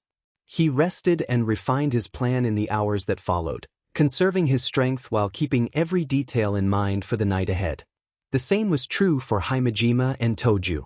Moreover, The two of them were members of the Gremory peerage, so their loyalty was beyond question. For those reasons, Issei hesitated to tell them about the problem with Asia. As Rias's pawn, he should inform her. She was his king, and logic said she deserved to know. On the other hand, Asia was a wandering nun, and as such she belonged to the faction opposed to demons, the same faction that included Rias, Akino, Kaneko, and Hyoudou. Issei himself was biologically a demon, but he did not feel wholly like one. His body was demonic, but his mind had retained more of his human side than it had since the change. Argento was also human. Factions meant little to her. If someone needed help, she would offer it, regardless of who they were. Issei and Asia, although technically part of factions, did not truly see themselves that way. That decision had been made by others, they respected it, but it did not define them. Why limit oneself to a single faction? The factions were technically enemies, but the conflict was centuries old and they were officially at a truce. Still, none of the three old war camps had made a sincere effort toward lasting peace. The unstable status quo encouraged skirmishes like the one happening now in Kuo. Said, not started favoring demons over others simply because of his nature. His guiding principle was to judge people by their character and kindness. If someone was friendly and sincere, he saw no reason not to get along with them. He was prepared to help Asia, once a member of the angels and the church, at the request of Rainer, a member of the fallen angels, despite the fact that he himself belonged to the demons. Two supposedly enemy factions were cooperating to aid a former member of the third. There were no hidden schemes, no complex plans. Issei truly wanted to help Argento. As for Asia, calling her a member of any faction would understate the breadth of her faith. She was a devout believer in God, perhaps the most devout person he had ever known. Because of that faith she opened herself to others so easily. God had always praised peace, and the young nun embodied that ideal. She loved and wanted to help people. She could not understand violence in the way others did. She only understood healing. Her purity and faith had elevated her twilight healing to an unprecedented level. She had become capable of healing all kinds of wounds, regardless of the race of the injured. For having gained such a wondrous, pure power, Argento had been excommunicated. Now a group of fallen angels wanted to kill Asia to extract her sacred gear. For what purpose exactly? What would they gain from the ability to heal supernatural beings? From what Issei had learned, twilight healing had originally been able to heal only humans. That made sense, since God had created these artifacts for humanity. But why kill an innocent girl who would have gladly helped anyone and done so with a smile? Even assuming the sacred gear could be immediately reimplanted in another host, nothing guaranteed it would retain the same remarkable capacity to heal across races. That, Issei believed, had been Asia's contribution. Her will had made it evolve. Without that will, twilight healing would likely revert to its original limitations over time. Issei was no expert on sacred gears. He barely understood his own boosted gear, and yet he had managed to advance it further than anyone before him. The behavior of the fallen angels made little sense. It was almost as if they wanted to assemble a collection of sacred gears. Rainer had mentioned reimplantation into one of them, implying something beyond simple harvesting. This faction seemed intent on amassing many sacred gears for future use. For what purpose? Issei could only think of one likely answer: war. He did not want war, but he could not see any other explanation for their strange, unsettling actions. One question remained. If the fallen angels were stealing sacred gears, why had Issei's been left with him? Was it Rainer's decision? Was it because Issei lived in demon territory and an extraction would have been noticed, whereas Asia had been moved in from elsewhere? Perhaps their plan to collect sacred gears had been made after her capture.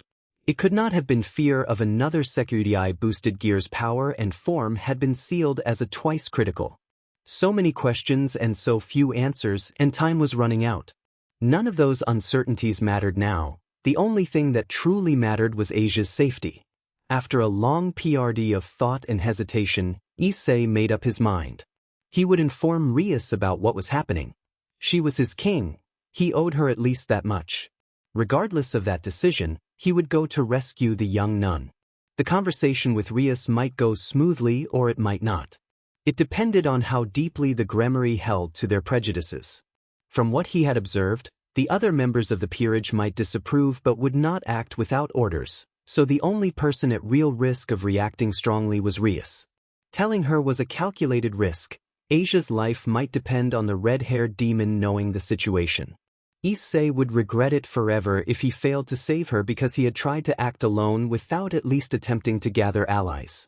He would try, and whether Rias approved or not, he would go rescue Asia Argento. Hyoudou silently prayed to Lord Shikigami to watch over Asia a little longer as he headed toward Kuo Academy. He promised that he would arrive soon. Rias froze, too shocked to be angry, and asked what he meant. Issei announced with a carefully blank expression that he would go to the Kuo church tonight to rescue Asia. Rias Gremory refused emphatically that he could not go to the church and demanded to know who Asia was.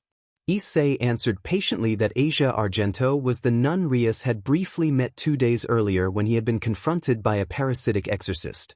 Rias summarized incredulously that not only did he intend to enter enemy territory, but he planned to do so to rescue someone who belonged to the opposing side.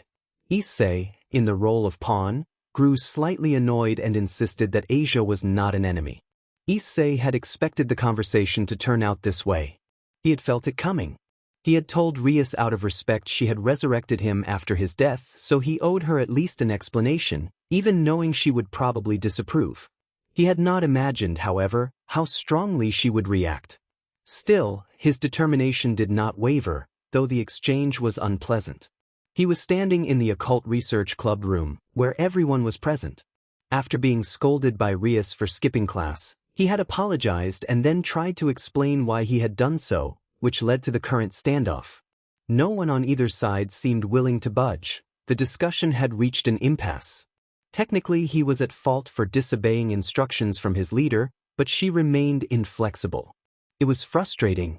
Rias snapped that Asia was a nun and, even if she was not aligned with the fallen angels, she served God. Her faith made her an enemy in the eyes of their world. Issei countered that Asia did not even understand the concept of enemies. He argued that humans, angels, fallen angels, and demons made no difference to her. Her kindness did not discriminate. Rias's tone turned sharp as she commented that he sounded sure of himself. Issei admitted without shame that he understood Asia. He reminded them that only a week earlier he had been human himself. Despite his unusual circumstances, he had once wanted friends too. For that reason he believed Asia was not anyone's enemy, she only wanted to befriend people. That, he said, was who Asia Argento was. Rias stood firm and decided she could not let him enter enemy territory. Issei, feeling incredulous, pointed out that the territory in question was Rias's. Kuo city fell under her jurisdiction, and the church was no exception. The presence of fallen angels and their allies, there was already an anomaly. Rias admitted awkwardly that, while he had a point, the matter was more complicated. Issei understood immediately: politics. He muttered that it was the greatest obstacle to doing the right thing. Rias, uncomfortable, murmured that his phrasing was blunt. He replied that it did not make it any less true. Rias hesitated, biting her thumb in a rare moment of uncertainty. Issei used her name without honorifics, which made her stiffen slightly, and told her he understood why she did not want to involve her peerage in a conflict that was not theirs. He would not blame her for that. What he would resent was being prevented from acting to save Asia. He insisted he would not allow her to become a sacrifice. From the corner of his eye, Issei noticed Yuto tense slightly. Apparently the subject of sacrifice touched a nerve. Issei focused entirely on Asia and, indirectly, on Rias, who stood between him and his goal. Rias sighed reluctantly and permitted him to try to save Asia, but she demanded a promise. Issei asked what she wanted.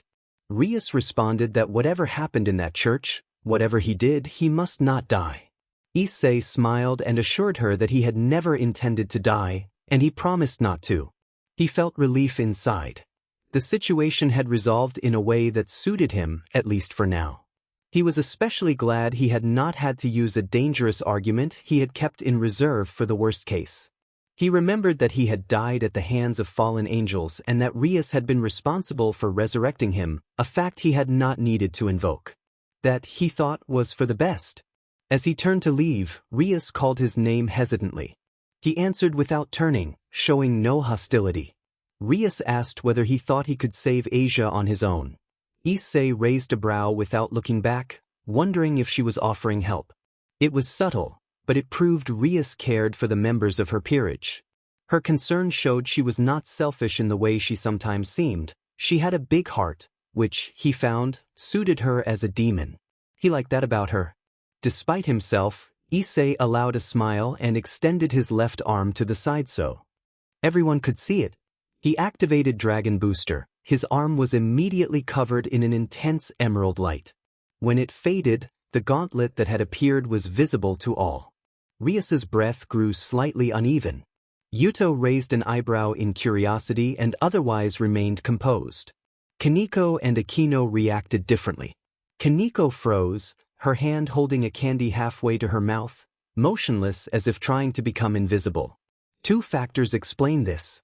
First, Issei's aura as a martial artist, normally calm and subtle, had been released dynamic, powerful, dense, and clearly perceptible. He had not done it on purpose. He was fully focused on rescuing Asia, and the manifestation of his boosted gear had in some way unlocked his aura, allowing it to spread through the occult research club room. Second, the sacred gear itself contributed. As a dragon type, the boosted gear carried a draconic aura that, when invoked, expanded fully strong, dominant, conquering. Because Issei was its bearer, the sacred gear's aura and his own had merged, amplifying one another into something slightly overwhelming. Kaneko, particularly sensitive to auras, recognized the threat and froze instinctively. Akino simply looked surprised and remained silent. Rias, eyes wide, struggled to find words and wondered whether it could be the boosted gear. Issei confirmed that it was the boosted gear. Rias then asked how that could be, quickly regaining her composure. Issei explained that 8 pawns, meaning 8 evil pieces, had been required to revive him, addressing Rias by the agreed public title of club president.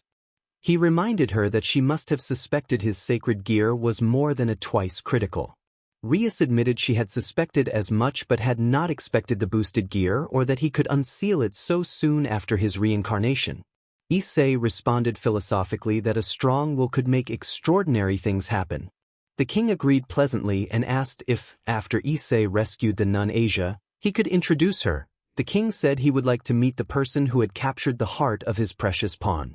Issei muttered that it was not like that and promised to make the introductions, insisting Rias would like Asia. Rias responded with a hint of amusement and said she had no doubt. Issei murmured to himself that it was time. After the meeting with the Occult Research Club, during which he had secured permission to infiltrate a church to rescue a nun from one faction of fallen angels, he had returned home to finish preparing. He hesitated about whether to keep the boosted gear active on his arm, and decided to leave it deactivated for now. It was a little before 7 in the evening. By the time he arrived, the extraction of twilight healing from Asia would already have been underway for about 10 minutes. That was intentional. There was no need to rush. The plan was precarious enough without taking unnecessary risks. On his bed was a package that Issei unwrapped quickly but carefully. He did not think it was a trap. Inside was an exorcist uniform similar to the one Fried had worn during their confrontation, a black hood and hat that would conceal his facial features. Rainier had done good work. She had delivered the outfit at his request to help him save Asia.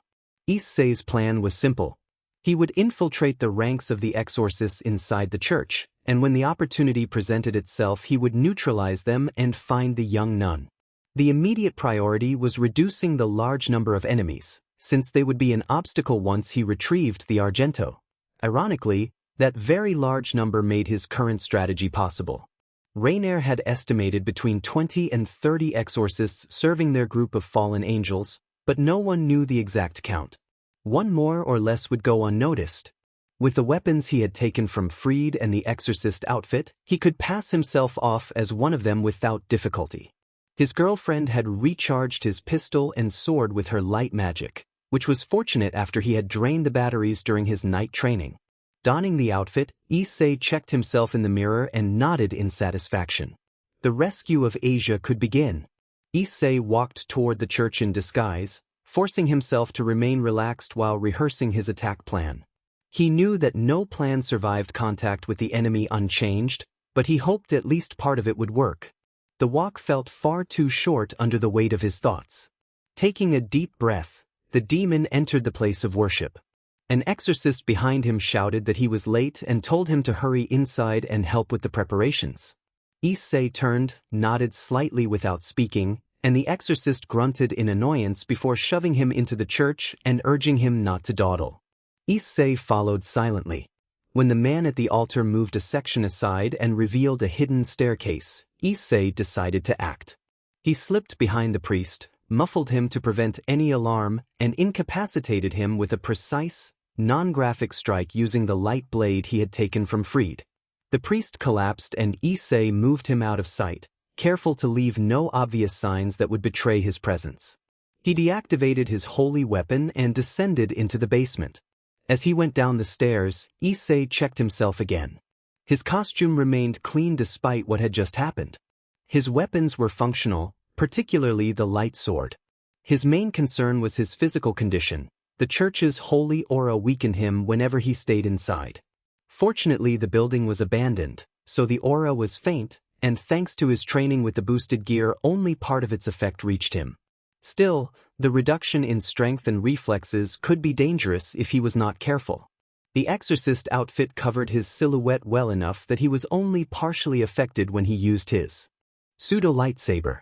At the bottom of the stairs he found a door and opened it, entering while keeping his posture casual and his demeanor like an ordinary member of the exorcists.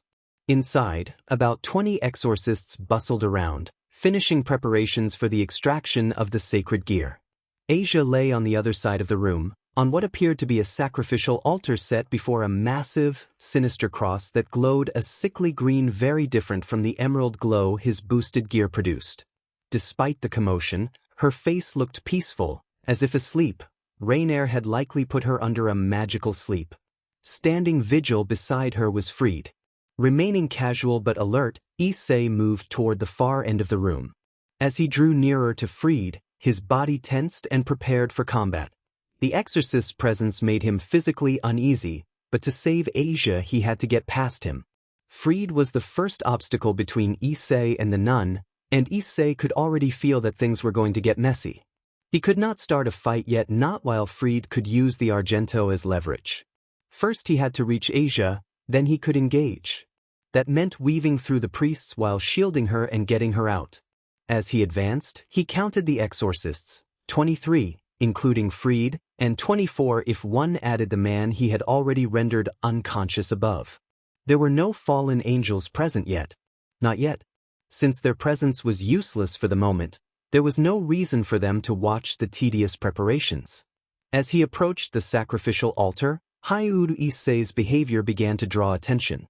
Several exorcists murmured among themselves. Most complained that he was not helping, while a few, more suspicious, watched him warily. Because Issei's actions were not overtly aggressive, no one blocked his path. They likely assumed the fallen angels would punish him when they arrived, but that would not happen. Fried spoke in his irritating voice and asked why Issei was not assisting with the preparations. The demon did not answer, he simply looked at Asia.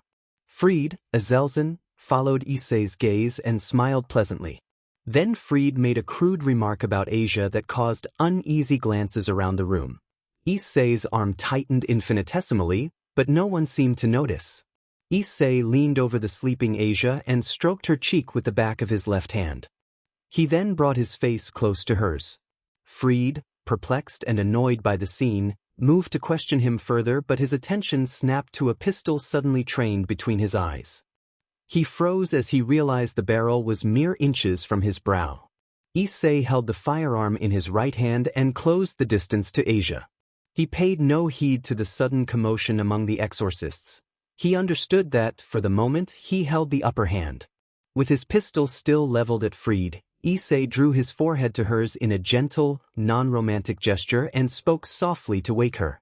Asia's eyelids fluttered. "Open." Issei greeted her in a quiet voice and told her she was safe now. Asia, the young nun, asked timidly whether it was really him and flushed deeply at the closeness and the comfort of being awakened. Issei assured her sincerely that nothing had happened to her and that he would protect her. Fried then identified Issei with a sharp, accusing tone, declaring him a demon who had refused to die and berating his presence as sinful. He presented himself as an instrument of divine judgment and advanced. Issei stared at the exorcist in disbelief. Fried had not noticed the gun that had been the source of Issei's sudden control of the situation. Without hesitation, Issei pulled the trigger. The shot missed. Fried, reacting with extraordinary reflexes likely enhanced by magic, dodged the near point-blank round and leaped back, drawing two swords of light in each hand. Issei noted the change. Previously Fried had carried only one sword and a pistol. The irony that his stolen revolver was now pointed at Fried did not comfort him. He was more concerned by how the church's aura seemed to affect his aim. Behind Fried, the group of priests moved into combat formation, their light pistols trained on Issei. He felt the danger and reacted instinctively. Rolling across the sacrificial altar, he swept Asia into his arms and landed on the far side of the altar, using it as a shield against the incoming volley of light shots. The young nun, protected by her faith and innocence, was not harmed by the holy light. Issei was relieved to have kept her safe from physical harm. Issei quietly activated his rook piece, calling upon its power. The booster effect surged through him, amplifying his physical strength and resistance several times over. Even with the boost, he knew he would need to be patient for 10 seconds to achieve what he intended. Because the exorcists were content to fire blindly at the sacrificial altar without trying to approach it, at least for now, he could afford to wait. Even Fried would not be foolish enough to try to break through that barrage of bullets. The risk of friendly fire was nearly certain. As long as they did not attack in a coordinated way, Issei and Asia would be safe. By then it was too late for the exorcists. His objective had been achieved and his strength was now sufficient for what he intended. With a sudden motion, he dropped to a knee and kicked the sacrificial altar. The altar flew across the hall and struck the back wall beside the door, sending several exorcists flying and incapacitating 6 of them while scattering the others. Without wasting a second, Issei carried Asia in a bride-style hold, keeping his light sword in hand in case it was needed, and began to run for the exit. The young nun was his priority, the priests around them came second. Issei ordered promotion, cancel, deactivating his rook, then promotion knight. Thanks to the speed bonus from the boosted knight, Issei surged forward with sudden acceleration that surprised the exorcists around him. 4 times faster than before, he easily dodged attacks, left the underground room, ran up the stairs, and emerged into the nave of the church. In the confusion, Crossfire took out 8 priests. Fried, however, was still alive. Of all the enemies, he was probably the greatest menace. The fallen angels had not appeared yet, which was odd. They should have noticed something amiss in their own base.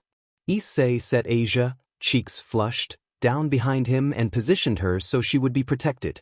His right hand held the light sword, and his left held the light pistol. The pistol, however, was missing most of its barrel, neatly sliced in 2.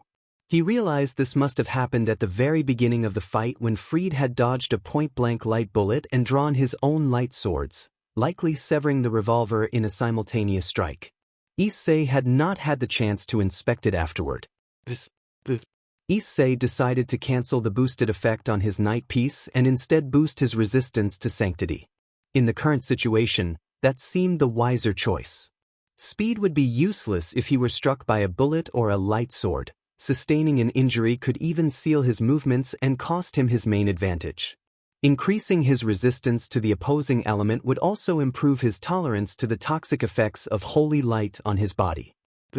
He owed much of his advantage in this fight to discovering Reset. Reset was not exactly a separate ability but part of the boosted gear. Normally, Reset was an announcement that the sacred gear had exhausted its stored power, usually consumed at once by an explosion of energy. But it could be activated manually. Doing so dissipated the accumulated power into nothingness while restoring a portion of the endurance used to build it up, not a great amount, typically 30 to 50%. With training it seemed possible to improve that ratio, since most of the loss was due to lack of habit and practice. After about 20 seconds of waiting, the exorcists advanced carefully. Unaware that Issei possessed the boosted gear, they took their time and likely planned a strategy as they approached. That caution worked against them. Issei had already grown partially immune to the church's holy aura, weakened as it was by the abandoned state of the building, and his resistance to light and sanctity would continue to increase. He had already used 6 boosts. His normal limit was 9, but because reset had restored part of his endurance, he could probably manage a 10th boost if necessary. Fried strode forward angrily, pushing priests aside as he came. He ranted about his fury and declared his intent to fight Issei so he could settle matters once and for all, accusing Issei of taking Asia and voicing crude jealousy. He warned that the fallen angels would not be pleased if he let Asia go. Issei glanced at the surrounding exorcists and noted that none of them moved to intervene. They likely assumed Fried would kill them if they tried to stop him. He had been designated the lunatic priest's target and no one had the courage to risk stealing that assignment. They would be cut down before they could reach Issei. Issei checked behind him to make sure Asia was safe, then turned his attention back to his opponent. This would be a duel. Issei accepted with a dark resolve and raised his light sword, intent on finishing the confrontation. He and Fried stood about 10 meters apart and slowly closed the gap, walking toward one another at an ordinary pace as if on a casual stroll. Even so, Issei could not focus solely on Fried. The other exorcists, though hesitant, might exploit any distraction to try to capture Asia.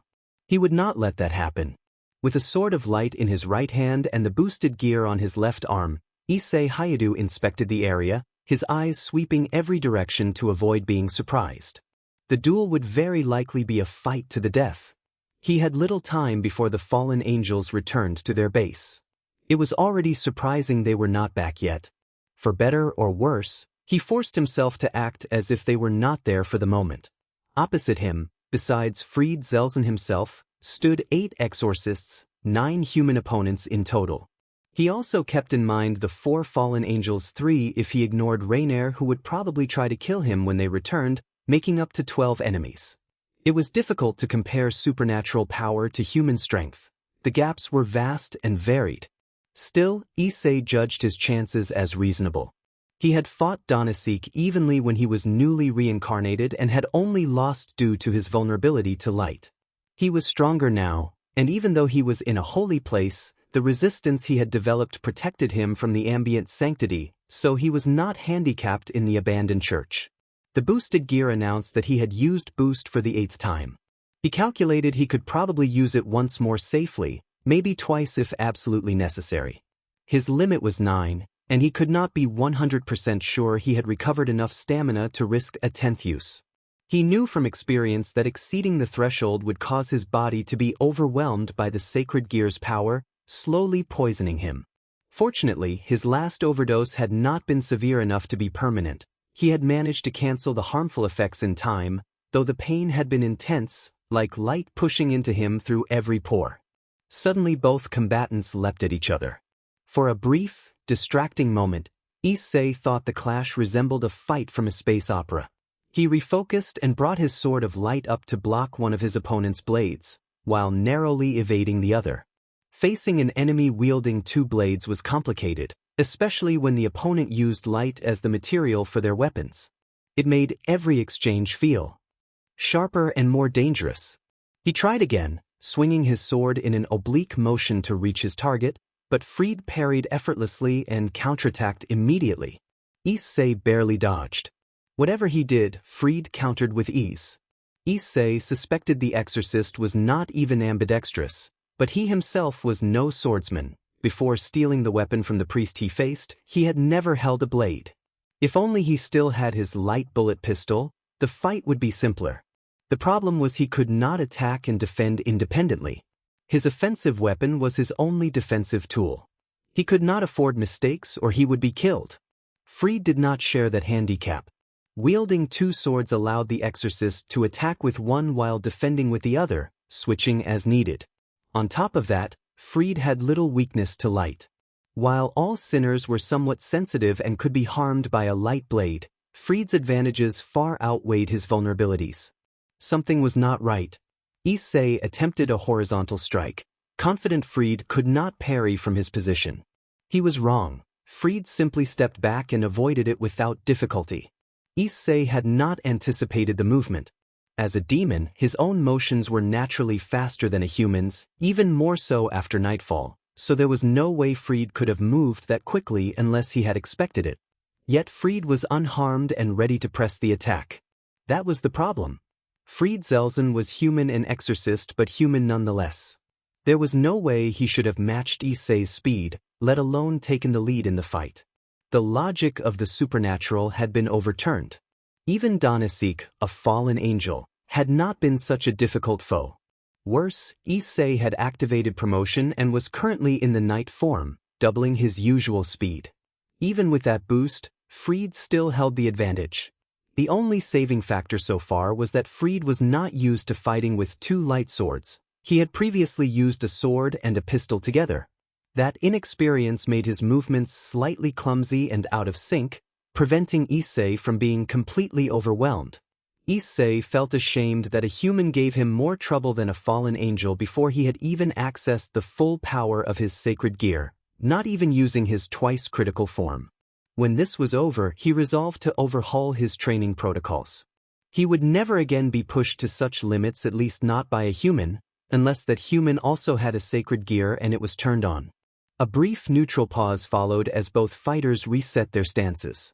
The tension in the ruined church tightened like a string pulled taut, and Issei readied himself for the next exchange.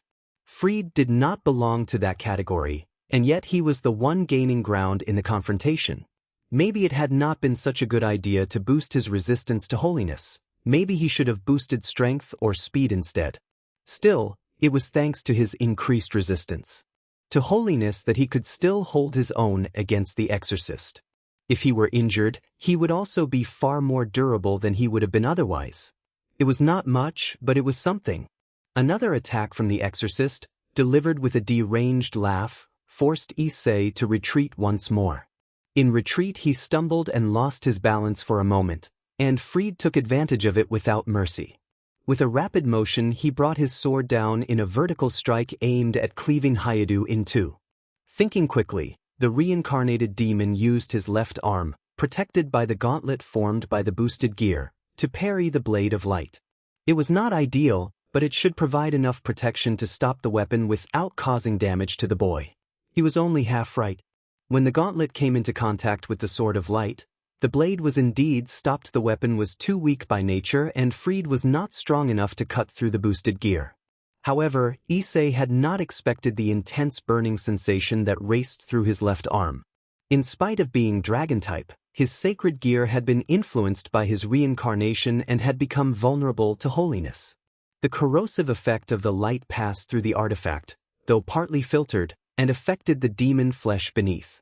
Issei groaned and was forced to drop to one knee, struggling to hold the sword of light as his left arm trembled under the intense exposure. Asia cried out in alarm. Issei lied softly to reassure her, saying that he was all right. Fried jeered at him with delight, taunting that he loved hearing his adversary cry out and promising to press the attack again and again. Issei grunted in response, doing his best to ignore the priest's taunts and stay focused on the fight. The pain was horrible. It was not as severe as when Doragon had pierced him thanks to the boosted gear's filtering and his boosted resistance to light, but it was worse than when Rainier had attacked him as a human. Back then the suffering had felt almost gentle by comparison.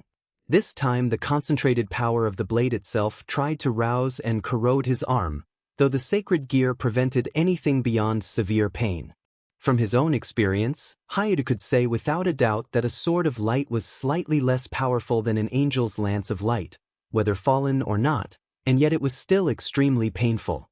He felt as if his arm were trapped in a heating chamber, slowly reaching a limit that might burst. He had to get out of the situation before that happened. Fried stopped laughing and narrowed his eyes, annoyed that the demon's arm held against his weapon. Frustrated at failing to cut through flesh, he swung a second blade of light, which struck just beside the first. The pressure from the exorcist grew so intense that Issei, feeling his left arm begin to fail, had to bring his right arm up, placing it against the red gauntlet just under the wrist to oppose the blades and keep them from reaching his face. Summoning a tremendous effort of will, Hyoudou managed to immobilize his left arm and halt Fried's advance. Balance was restored, but precariously. He had to get out of this situation immediately. From the corner of his eye, he could see the 8 remaining exorcists taking advantage of his current inability to protect Asia and moving to seize the young nun. He would not let them.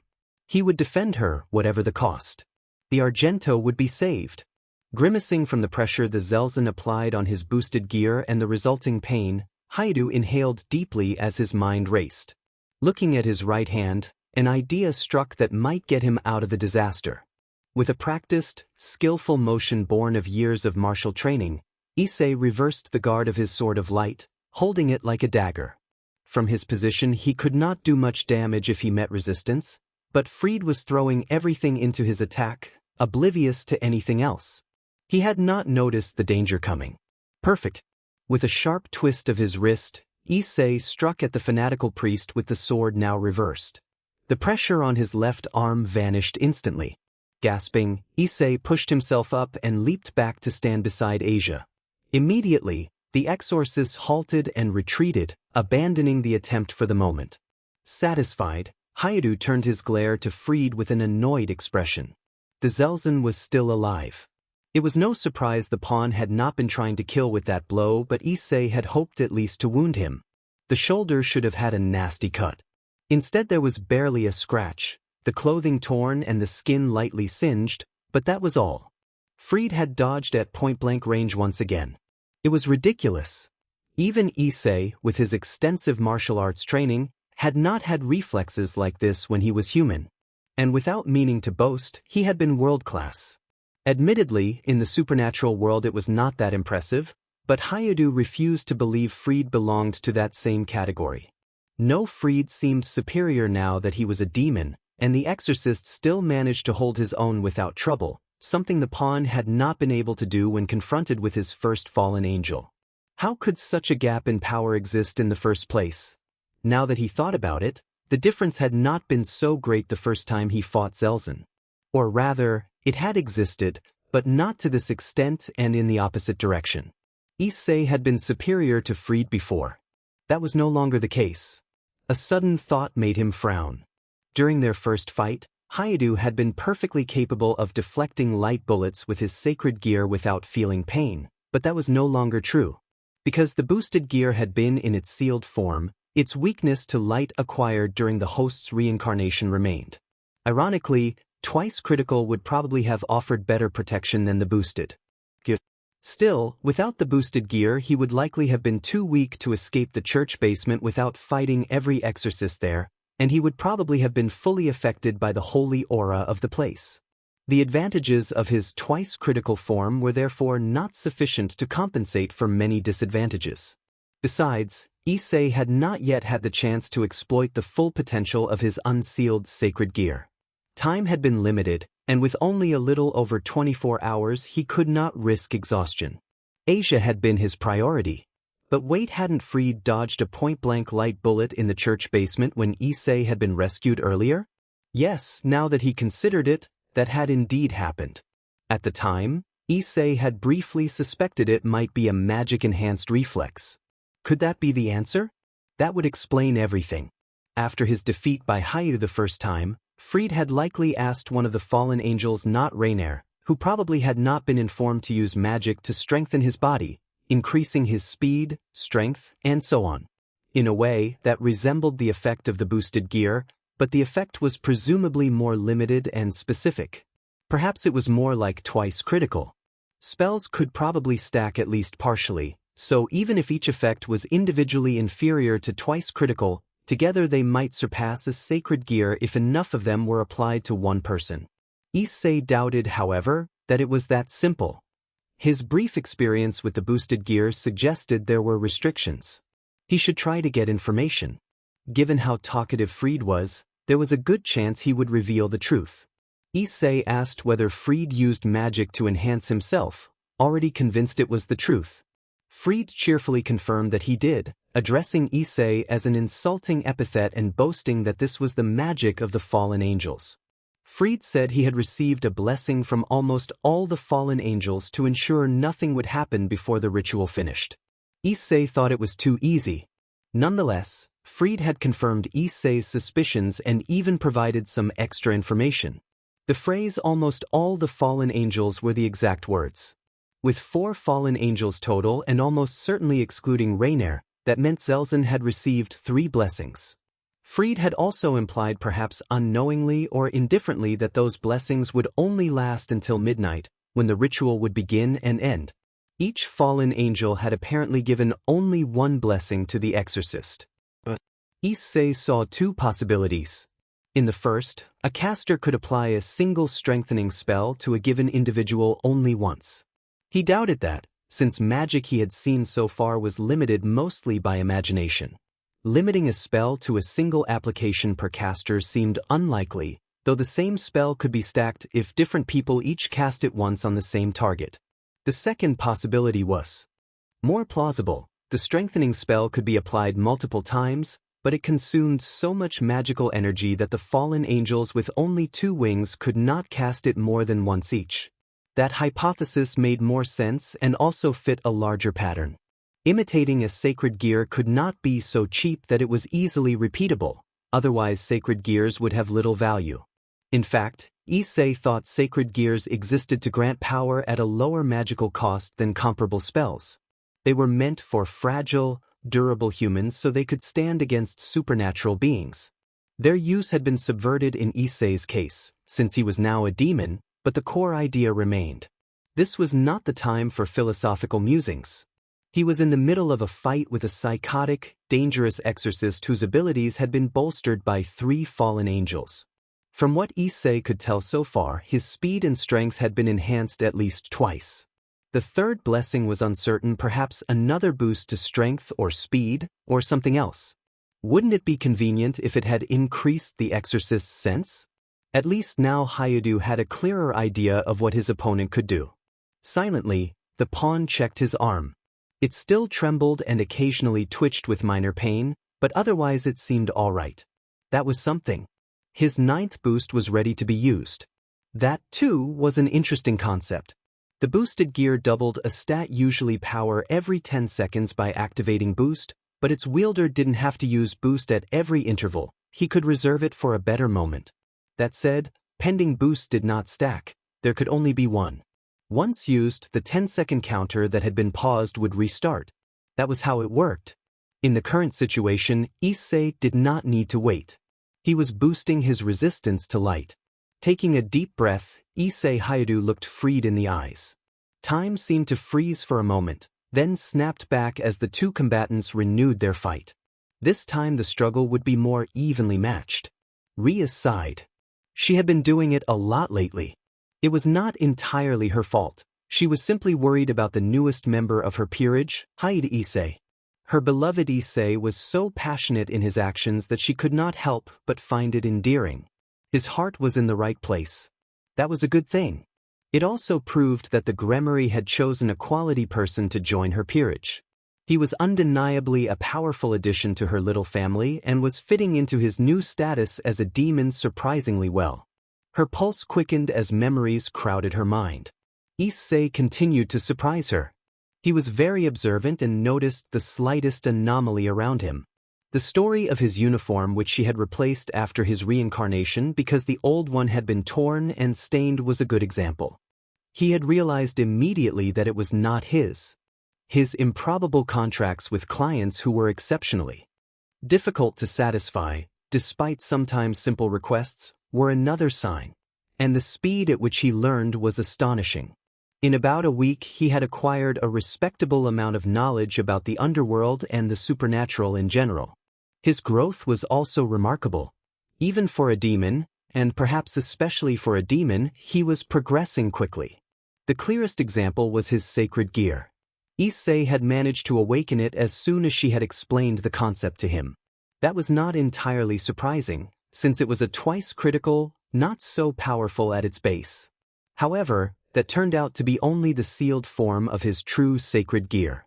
And what a sacred gear it was! It proved to be none other than a Longinus the boosted gear. As Hyoudou later pointed out, she should have understood it sooner, given that he had consumed all 8 of his pawns to be reincarnated. She had had her suspicions, but she had not had time to examine them before the truth came out. Rias thought of everything Issei had already endured in such a short time. He had been killed by a fallen angel and revived by a demon, attacked by another fallen angel, met and formed a bond with an ex-nun, fought a parasite exorcist, and most recently, decided to enter an abandoned church enemy territory to rescue that ex-nun. At this point Rias had been so upset she had forgotten to ask what the ex-nun needed rescuing from. She could guess that it was probably something similar to what had happened to Issei. Even so, there had to be limits. In less than a week he had already tangled with all 3 major factions despite being new to the underworld. That was dangerous. Reincarnated beings rarely measured the real scope of the danger at first. They were still too accustomed to their peaceful human lives. The older reincarnated had fewer of these problems, especially those who had lived through war, but even they did not immediately grasp the full risk of light and sanctity. Issei had understood the danger of light from his first day as a demon. He had once been struck down by a lance of light as a human. Yet even after getting burned, he seemed drawn to it like a moth to a flame. Rias feared he might one day pay for that curiosity. She feared it could happen today, in that church, while Issei still lacked a full grasp of the underworld's risks. One mistake could be the end of him. That was why she had not wanted him to go. Rias did not doubt Issei's power. She knew he was strong. She had not witnessed all his abilities directly, but she had seen the results after his fights. He wielded the boosted gear, a true source of overwhelming power. He was powerful against demons and even more so against humans. However, he was vulnerable to light. Fallen angels, whom he had chosen to confront that night, were skilled users of light. It was in their nature to use it. That was still preferable to facing a full angel, whose light would be purer and more sacred than that of the fallen.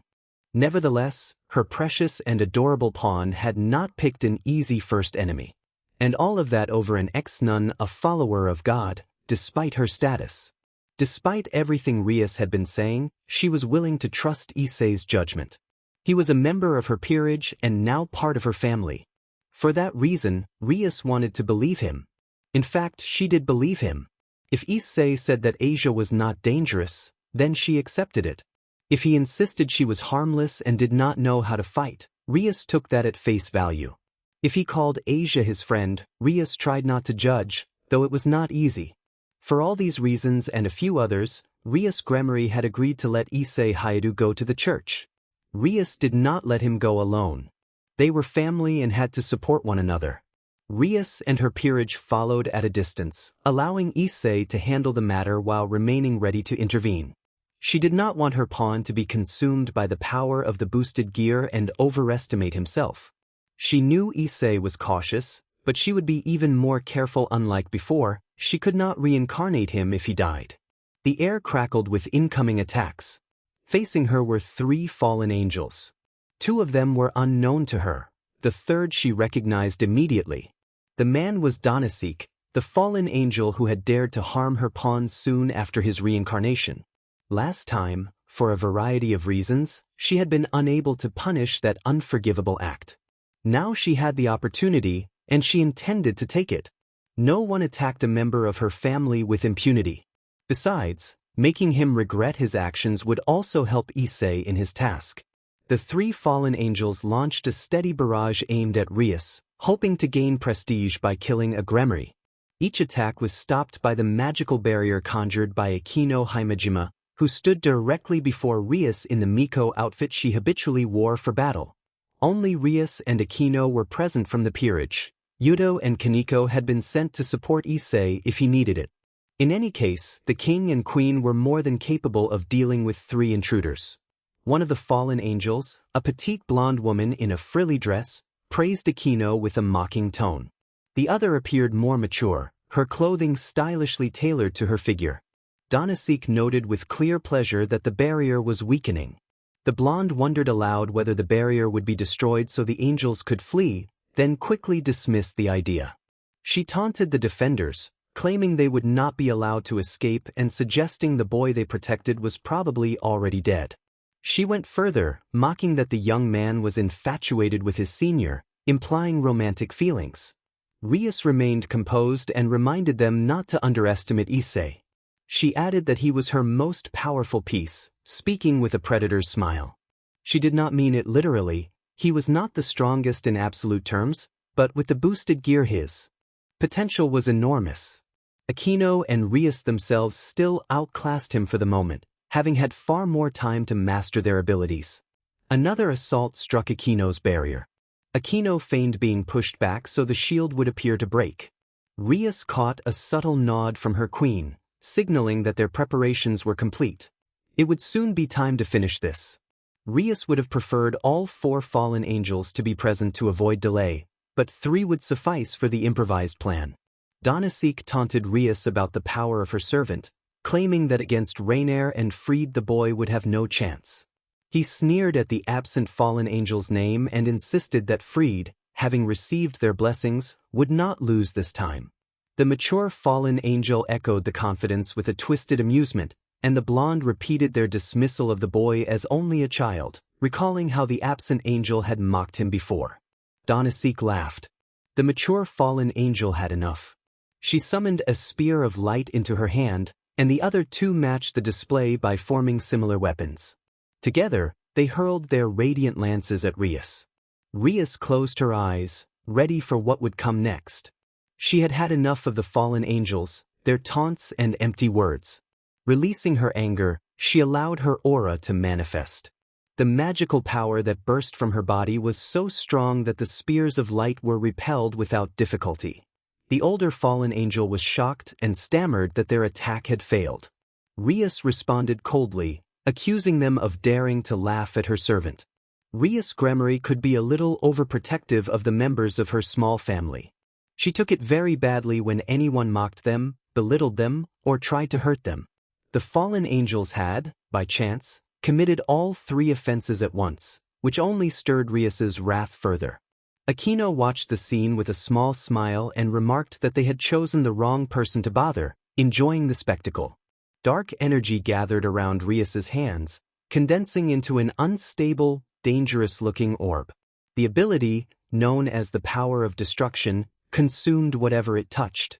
With a sudden, decisive burst, the attack overwhelmed the 3 fallen angels, ending the confrontation. A short, pained cry escaped them as they were swept away. Rainer sighed. She had been doing that a lot lately. Her reasons, however, were quite different from Rias's. Her life was, simply put, complicated. Born a fallen angel, she had never known heaven and had never had white wings. When she reached adolescence, she developed a deep infatuation for Azazel, their leader. She wanted more than anything to impress him, and she would have done almost anything to gain his attention. Despite her efforts, he continued not to notice her. Sometimes she suspected he was deliberately ignoring her, but she dismissed those thoughts as paranoia and kept trying, always in vain. Her chance finally came from Kokabeel, one of the most prominent fallen angels after Azazel. He had 5 pairs of wings, only 1 fewer than their leader. He came to her personally to assign a secret mission ordered by none other than Azazel. Rainer accepted. The mission was strange but not entirely out of line with their leader's known fascination with the sacred gears. Being asked to collect or neutralize human sacred gear users was odd, yet it fit within that obsession. In retrospect, though, even she admitted it felt extreme and not something Azazel would normally order. Later, after she had met and come to know Issei and found herself caring for him, doubts began to grow. She could not confide in her comrades. They were as loyal to Kokabeel as she was to Azazel. She was isolated. Asia's arrival was a breath of fresh air, welcomed by Rainer, until she learned what the mission demanded. She learned that Asia Argento herself was to be the target, and that Rainer would be responsible for extracting and ensuring the young nun's removal. She realized that even if she managed to use Twilight healing in time, It would be impossible to save the sacred gear by conventional means. Issei and Asia were the only people in Japan she could truly call close. One was her ex, though their status was unclear, and the other the equivalent of a little sister. Both were blacklisted by her group, slated to be eliminated in one way or another. Issei Hyoudou was not as high a priority since his reincarnation, but he remained on the list. Despite how her actions might appear, Rainier genuinely cared for him and wanted him to be safe. She recognized Issei's faults. He had a reputation for being impulsive and somewhat flirtatious, which was why she had initially approached him by pretending to be his girlfriend. She was surprised by how much restraint he showed, however, and by the way her feelings shifted from duty to something softer. As a fallen angel, lust was part of who she was. Similar to demons, but fallen angels tended toward a particular sin while demons could be susceptible to many. Still, she had tried not to judge Issei for his tendencies and had intended only to carry out her mission. But she had become attached to him. In a single meeting, he had carved out a space in her heart. Issei had that uncommon charm that made people want to be near him. He was kind, attentive, and made her feel at ease. It was a pleasant feeling she wanted to experience again. She held on to the memory of him, insisting they were still a couple despite her betrayal. What drew Rainier most was Issei's remarkable innocence at times, a quality that sometimes reminded her of Asia. She could not explain why that appealed to her, but she suspected it was the angelic part of her responding. Angels were known to be naturally drawn to innocence and pure-hearted people.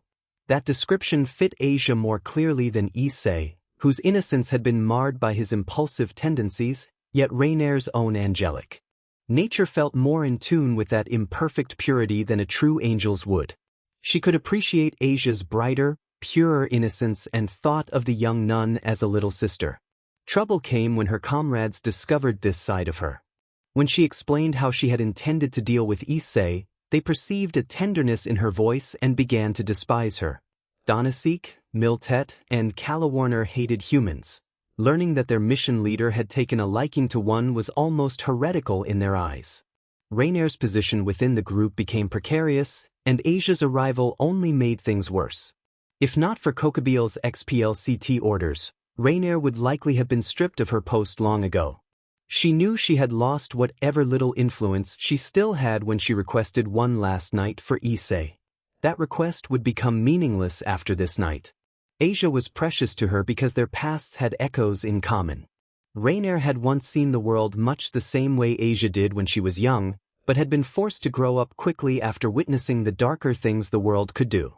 She did not want the young nun to suffer that fate, though ensuring her safety would depend on surviving the night's events. And then there was Issei, the boy at the center of everything that had happened. A tense night approached, and Rainier braced herself for what she must do while holding on to the hope that she could protect the two people she had come to care for. If it had not been for him, the fallen would never have been in this situation. Yet she was glad she had met him. Her heart had never beaten so strongly or felt so alive. She could admit without shame that she loved him. She cared deeply for Hyoudou Issei. Her affection for Azazel had been completely eclipsed. Because she loved him, she could not let him die that night in the church. Normally she would not have worried much, having seen at least in part what he was capable of. However, Rainier could not shake a lingering apprehension, especially after learning at the last moment that her three companions had each given their blessing to Fried, a dangerous exorcist. Had she known, she would have offered her own blessing to Issei, but that would have made her suspicious. Exhausted, she also would not have had the energy to watch events and intervene if necessary. She turned her head briefly toward the park, where the other fallen angels were fighting the Gremory girl, the demon who had resurrected Issei, and then returned her attention to the church, watching the battle there closely. Hyoudou had rescued Asia and was struggling a little against Fried, which would have surprised her if she had not known about the blessings. In the current situation, her worry only strengthened her resolve. She was ready to intervene if the fight escalated. She hoped she would not have to, because that would mean Issei or Asia had been hurt. The clash of blades rang out as Issei once more intercepted one of Fried's swords with his own and tried to counterattack, only to fail. The whole situation was wearing on him. The balance, increasingly precarious to his disadvantage, had so far been barely maintained. He cursed that he had not boosted his strength or speed instead of his resistance to light. In a duel like this he would not be struggling so much if he had. He also had not expected the exorcist to be strengthened by the fallen angels. Objectively, improving his resistance to light had been the safer choice for durability in close combat, but Issei was growing impatient and determined to finish this. Issei was not a swordsman by trade. He could wield a blade decently because he understood his own body well, but that did not replace true skill. It was still better than fighting barehanded against an opponent armed with a sword, especially when the opponent was an exorcist wielding a weapon of light and Issei was a demon. Even his boosted gear could not negate the effects of sanctity, which added to his frustration, though there was nothing he could do about it for now. Fortunately, Fried was not ambidextrous, otherwise Issei would have lost long ago. Fighting both swords of light at once was too much for him to handle. He also had to worry about other exorcists who might try to seize Asia at any opportunity, but that was beside the point. Issei had to neutralize one of Fried's weapons to level the fight. Without one blade, Fried would be far less of a threat and perhaps even beatable despite his blessings.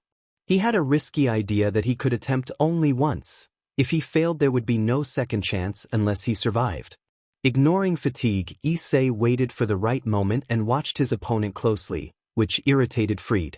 The exorcist disliked Issei's stoic gaze. He preferred hatred or passion, not apathy. Issei's expression was a mix of indifference and resolve.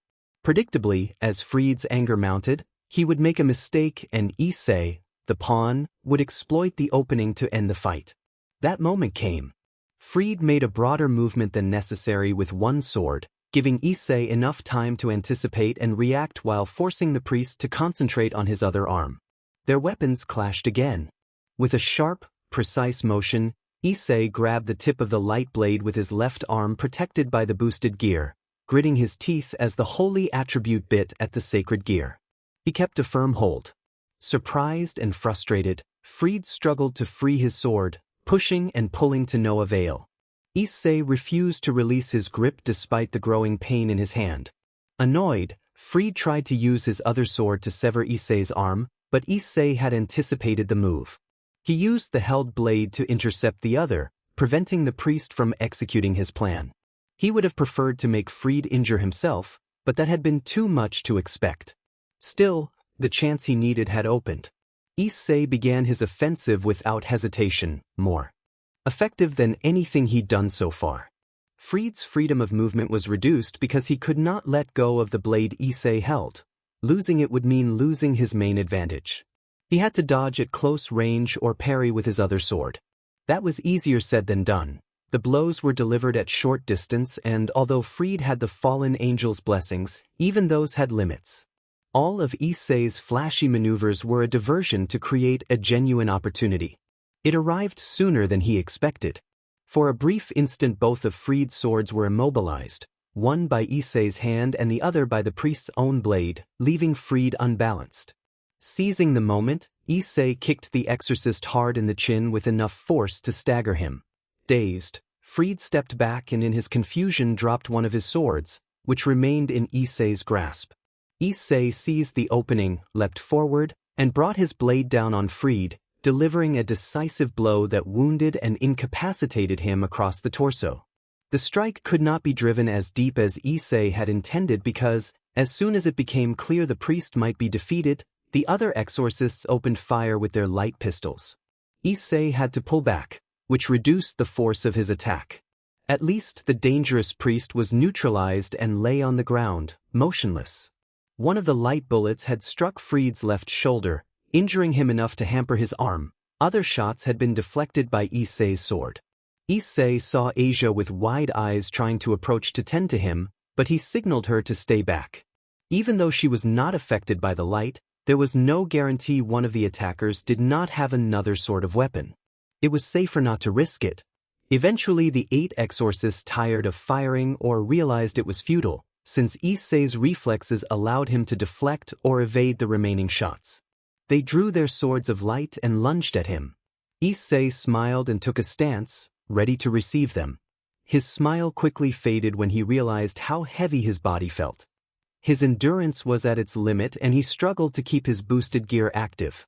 Without his sacred gear, his resistance to light would return to normal, which meant injuries and burns from that element would hurt far more.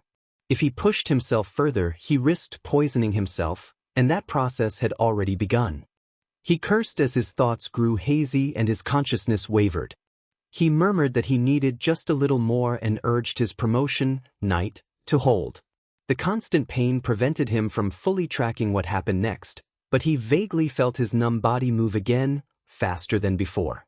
He knew he had taken down at least 2 exorcists, but then his body protested violently. Fully awake despite the growing exhaustion, Hyoudou felt every muscle rebel as if performing a motion they had never been meant to make. His eyes widened and his face contorted as his tolerance for pain shattered. His body seized and convulsed in a harsh, dramatic spasm. Light began to fade from his vision. He vaguely noticed the exorcists running toward him with swords of light in hand. From the corner of his vision he saw Asia, tears forming at the edges of her widened eyes and her hands pressed to her mouth, watching him helplessly.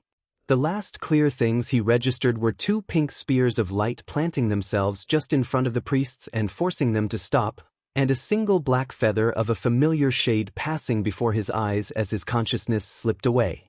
Issei groaned softly, forcing his eyes open with great effort only to close them again immediately because the light felt too bright. His body hurt horribly more than just pain. Every cell seemed to be protesting. He felt oddly numb and sluggish, and when he tried to move his hand there was no sensation, leaving him unsure whether it had even moved. A familiar, gentle voice asked if he was finally awake. Réincarner confirmed that it was her and that he had frightened them by being unconscious for more than 2 hours. Issei mumbled an apology as Réincarner's thumb stroked his cheek. The touch made him smile faintly. He then wondered aloud why she said, "we." Réincarner explained with a small laugh that she meant herself and Asia, and likely the small devils as well. He forced his eyes open despite the discomfort and took in his surroundings. He was lying on the floor with his head resting in Réincarner's lap. His face was just above hers. To his left, Asia wore a relieved expression and an uncertain smile. Rias stood at the entrance of the church, obviously relieved but also annoyed at Réincarner's proximity to her pawn. The rest of Rias's peerage shared the same guarded look, except for Kaneko, who remained impassive. Aquino appeared especially hostile toward Réincarner. Issei asked slowly what had happened. Réincarner explained that after he had defeated Fried he had been exhausted and the remaining exorcists had tried to kill him. He had managed to eliminate 2 before screaming in agony and collapsing. Réincarner intervened and saved him just before he fell. Issei thanked her, but Réincarner brushed off the praise and directed him to thank Asia instead. She said Asia had immediately begun treating him, his body had taken severe damage and required urgent care.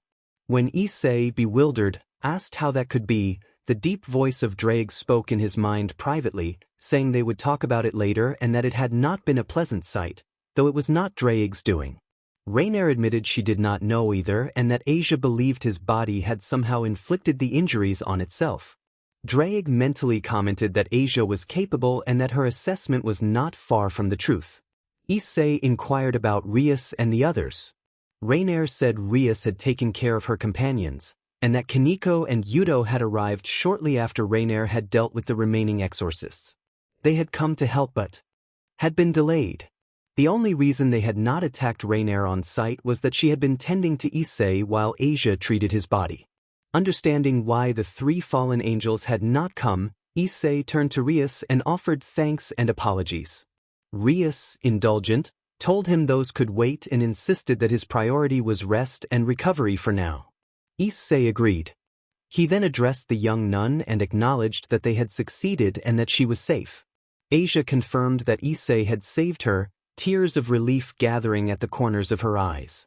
Issei had intended to clarify that he had received help and had ultimately been saved as well, but his strength failed him. He returned Asia's smile and then closed his eyes, drifting off to sleep. His last thought before slipping into dreams was a quiet wish that Asia would keep that smile.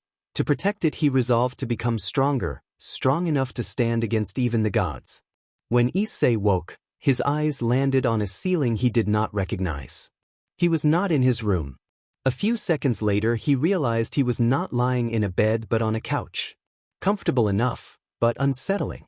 It was not like him to fall asleep in an unfamiliar place.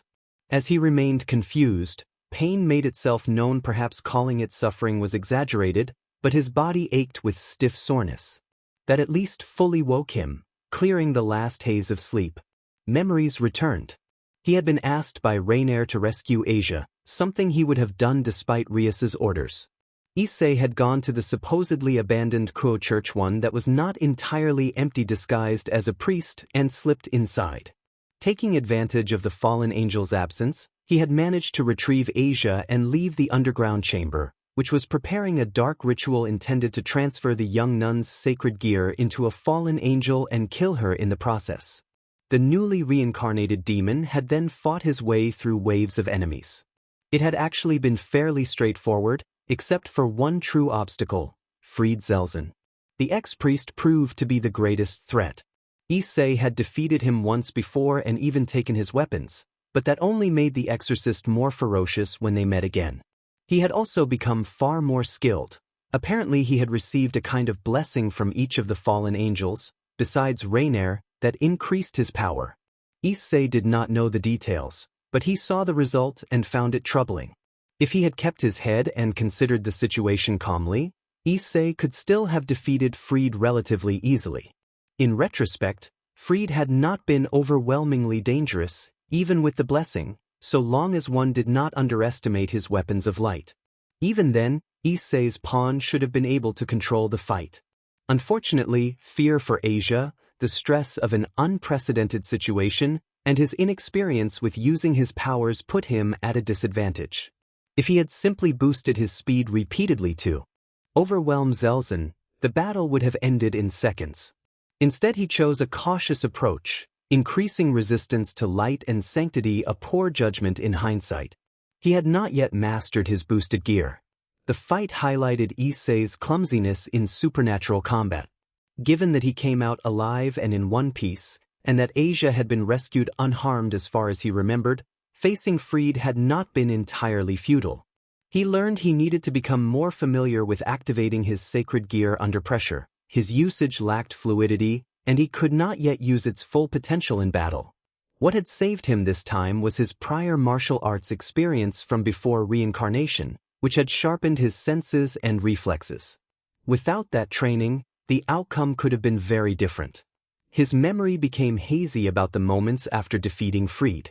Suppressing a groan, Issei rose stiffly and sat on the edge of the couch, rubbing his forehead with the heel of his hand. His body was sore, but he could deal with that later.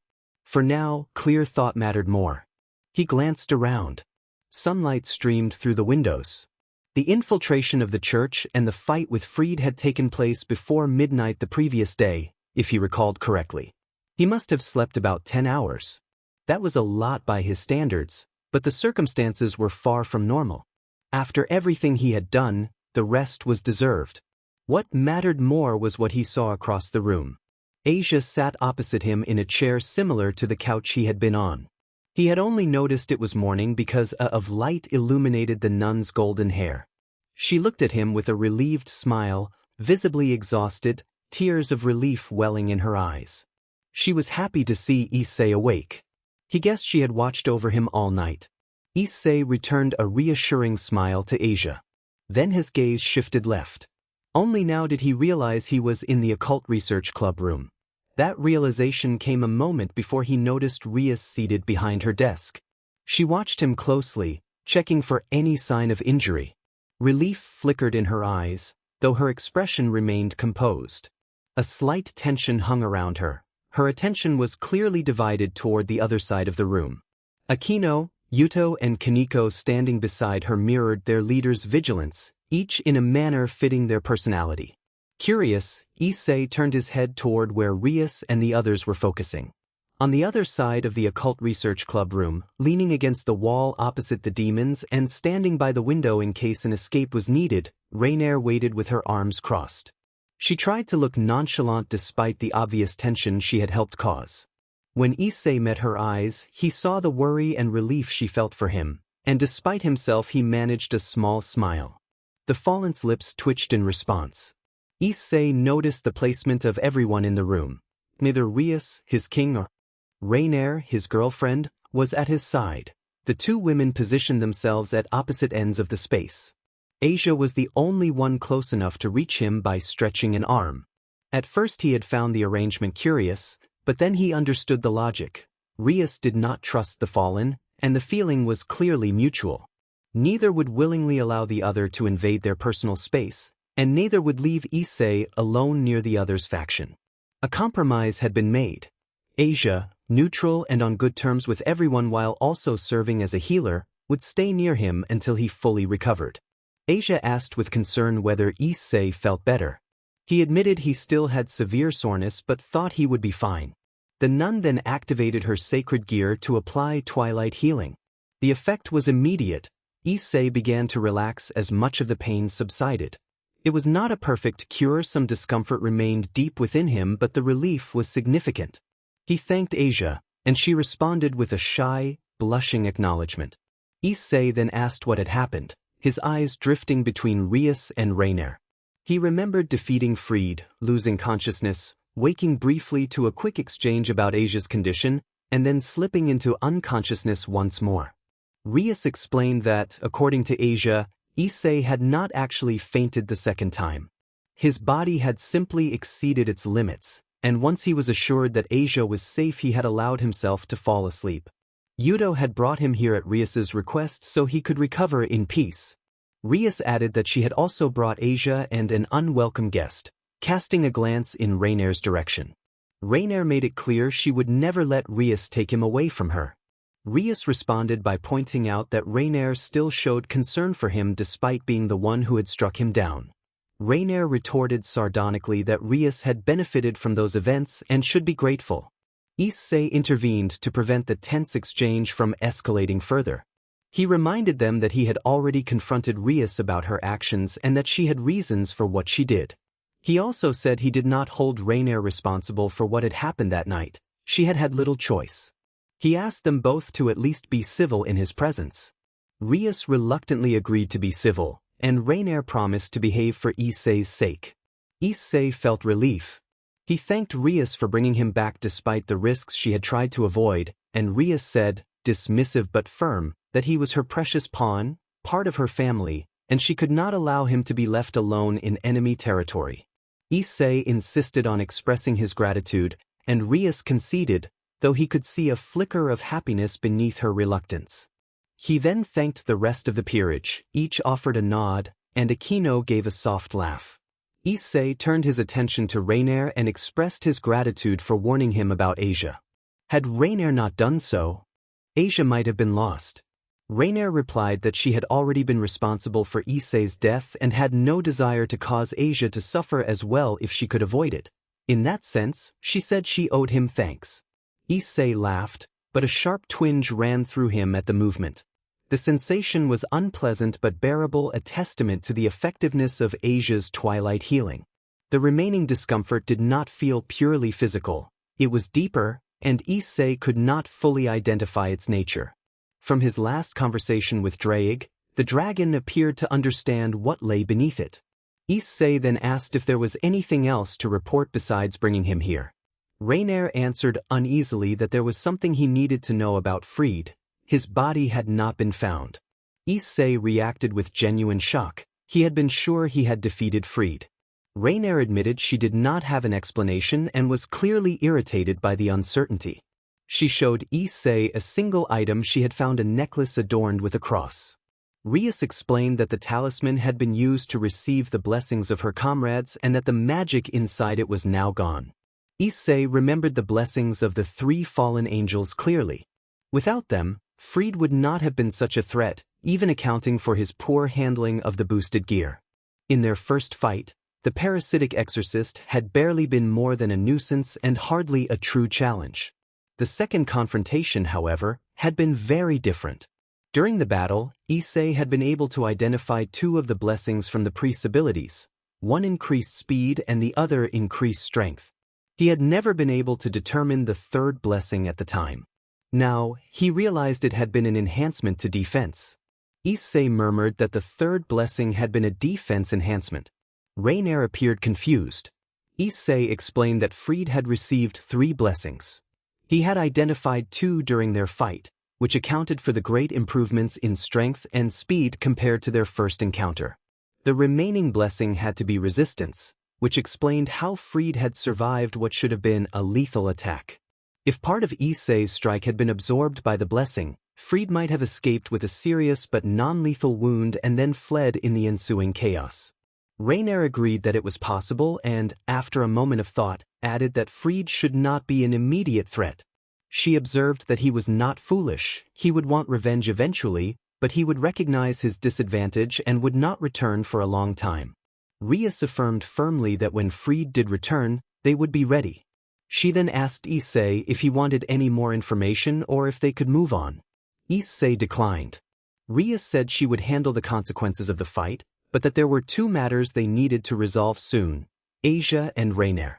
She explained that Asia had been excommunicated from the church but remained a devout believer in its teachings, while Reiner, after her betrayal, could no longer truly belong to the Grigori despite still being a fallen angel. Both remained closely tied to their former factions, which were enemies of the demons. Rias stated that after what had happened that night she could not simply leave them wandering the city unsupervised or allow them to leave. Issei offered to take responsibility for them. He proposed that Asia and Reiner could enroll at Jusqu'au Academy so Rias could keep an eye on them, provided they agreed. Reiner shrugged that she could accept the arrangement. Asia smiled brightly and said she would be happy to attend school since she had never done so before. With everyone's agreement, Issei declared that he would vouch for them and take responsibility if anything went wrong. Rias considered the plan and thought it might work. She then turned her attention to him and said that he would have to explain to his mother why 2 girls would suddenly start living with him. Issei's face went pale at the idea. Rias added, with an amused smile, that she was not going to provide housing for them or pay their expenses. She reminded him of his earlier disapproval of her methods and implied that he had been uncomfortable the last time she had intervened with his family. Issei had objected to her using her powers on his parents, but he had remained quiet because he knew his mother would never accept the situation otherwise. Rias assured him that he would manage. Her teasing smile made her amusement clear. Issei did not need much time to decide. Would he be able to convince his mother that the 2 girls he had invited to live with him permanently would be safe with him? Of course not. Matriarch Hyoudou would never believe it by ordinary means. The newly reincarnated demon still did not know how to hypnotize people. His attention had been entirely focused on mastering his boosted gear, or rather on exploring its possible uses, because it had become clear he did not control it in combat at all. He had made far too many mistakes. Nevertheless, he felt he had to try. Issei sighed and accepted responsibility. Rias approved and said she would enroll the girls at Jusqu'au Academy. At that moment, Reiner approached Issei, placed a hand on his shoulder, and smiled innocently. She quietly expressed that she was pleased he would take responsibility, speaking so softly that only he could hear. Issei involuntarily shivered. He might not have understood the implication behind her words, but he sensed it was not entirely favorable for him. The conversation with his mother had gone almost exactly as he had predicted. Matriarch Hyoudou had been deeply skeptical and suspicious about why Reiner and Asia would suddenly start living in the family home at Issei's request. That the 2 girls were strikingly beautiful had only made matters worse. Before his reincarnation, the pawn had always found it harder to resist beautiful girls than more ordinary ones. People like Rias, Aquino, and Reiner were even more difficult because part of their allure felt otherworldly. In public that could be manageable, in private it was far more dangerous. Fortunately, the fallen angel had toned down her appearance to something more human when she presented herself as a Mono Yuma, which helped Issei maintain some control.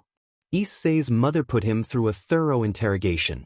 He did his best to appear natural and eventually convinced her that his story was true.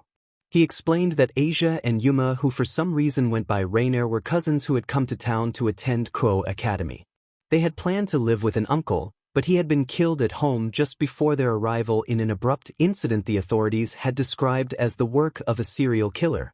Issei silently thanked the client who had been killed by Freed a few days earlier, because the case had been on television and his mother had heard about it. The authorities expected the killer to be found dead soon as well. Rias had been handling matters effectively. Left without a home, and with their parents traveling abroad and unreachable for long periods, the cousins had been staying in a hotel but were running low on money. The authorities had considered placing them in a foster home, but they did not want that solution. Issei said he had met them by chance, heard their story, and offered them a place to stay until their situation improved. Naturally, from his perspective it would never improve, but he did not need to tell his mother that. His mother softened after hearing the story, but she remained reluctant to actually allow the two girls to move in. After narrowly avoiding a serial killer, the thought of exposing her son to constant temptation was terrifying to her. She worried that having two attractive young women in the house might overwhelm him and lead to an accident. It was not that she did not trust her son, she was simply overprotective by necessity. The Hyoudou family had never faced the prospect of the continuous presence of young women under their roof before, and she feared he would not be able to resist. After 3 exhausting hours of intense conversation and hard bargaining, the matriarch finally relented. When she did, however, her gaze grew distant and vacant. Issei noticed this and did not look toward Rias. He did not accuse her or complain. He understood that convincing his mother without resorting to hypnotic influence would have been impossible, and the gremmerie had acted accordingly. The pawn felt quietly grateful. He did not like the method, but the situation had demanded it, and he could not blame his king for doing what he himself would have done if capable. It would have been hypocritical to do otherwise. Issei would have preferred that Rias not take so much pleasure in letting him handle his mother as best he could before she chose to intervene. The whole ordeal had been extremely embarrassing. At least Rias's hypnosis had worked the first time this particular spell was used, perhaps because his mother had let down her guard after hearing the cousin's pathetic story, or perhaps because the king had adjusted the charm to account for his target's resistance. The pawn hoped it was the former. The discussion occupied most of the afternoon. Luckily it was a Saturday and there was no school.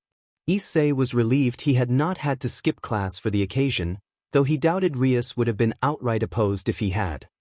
He was exhausted by the delicate negotiation, and still not fully recovered from the battle the day before. He welcomed the fact that the next day was Sunday. It would give him time to rest and recover from the recent fight. In the end the situation resolved with almost no incident. Only one small detail proved troublesome. Pressed by Rias to act and desperate to convince his mother, he had overlooked a practical problem. The house had only one spare room, and it held a single bed. Rainier smiled gently and assured Hyoudou that it would not be a problem and that she knew how to arrange things. She did not explain further, and Issei, too tired to ask, simply nodded and let her handle it that night. He would look into a better solution the next day. That evening he went to bed early, barely 8 o'clock, and fell into a deep, dreamless sleep. Rainier pressed her ear to the door of Issei Hyoudou's room and noted that he was asleep. She thought it was time to begin. She opened the door silently. The room light was still on. Issei had been so exhausted that he fell asleep the moment his head met the pillow, leaving everything as it was. That made it easy for her to observe the space. If the room had been dark she could still have seen its layout, but it would have felt more like spying. In daylight like this, there could be no pretense of sneaking. She convinced herself it was simply a caring visit. As a devoted girlfriend, she wanted to make sure he had a good night. He needed it after the events of the previous day. Rainier looked around with a faint frown. She knew Issei's reputation for perversity, something that exceeded normal human bounds and could rival even fallen angels and devils. That reputation had guided her before she was assigned to eliminate him, a decision she still regretted. The confrontation had been dramatic and painful. In the clash she had struck a lethal blow, and his reaction in that moment had left a lasting impression on her. Strangely, that memory had only increased her attraction to him. So why was his room so restrained? Minimal might be a better word. The colors were modest and the desks stood tidy and neatly arranged. The closet and drawers were closed and she suspected the clothes inside had been folded with care. Everything looked in order, except for the garments he had discarded that evening and the night before, strewn briefly across the floor before he had collapsed into sleep. But that did not explain her puzzlement. For a boy with such a notorious reputation, there were no provocative posters or attention-grabbing decorations on the walls. In fact, there was nothing hung up at all, no real ornaments, not even a houseplant. The view offered no distractions. Under the bed, a few boxes hinted at the occupant's interests, manga and anime collections and other entertainment materials. On the desk, a laptop sat closed and pushed to the side, as if moved to maximize workspace. That spoke of practical habits more than casual messiness. She had not expected that of Issei. He was not the impulsive type, yet he was still a boy. Many boys were untidy, but Issei's room suggested someone who preferred things in order, almost to a fault. It was pleasing and, frankly, convenient for what she intended to do. She approached the bed without a sound. It was a single bed, similar in size to the guest rooms, but large enough for a second person if needed. She considered that fact, thinking of the status he had claimed for their relationship and the comfort it suggested, but she restrained herself and sat on the edge of the mattress, fully dressed, watching him sleep. He looked so peaceful and innocent, a far cry from the fighter she had seen only hours before. The contrast was striking, even his body language was relaxed. Rainier rested her face in her hand and watched the boy she cared for. She could not quite explain why she loved him. Love was not meant to be logical, yet it had come quickly. In barely a month since they first met, so much had happened. She had been assigned to kill him. In a dramatic confrontation he had been mortally wounded and later returned to life. He had awakened his sacred gear. He had met Asia and made a close friend of her. He had risked everything to save her by infiltrating an enemy-filled church that exploited his new weakness. He had also gained powerful allies, such as Rias Gremory, heir of the Gremory clan and sister of Surzek's Lucifer. He was her pawn, a fact that shaped their interactions, but there was something more unfolding between them, small, tentative, and not yet fully formed. Rainier wanted to strengthen her place at his side while she could. She did not entertain illusions about her situation. She knew it was precarious. Issei still called her his girlfriend, but could she honestly claim that title? Probably. Would she dare to fully accept it?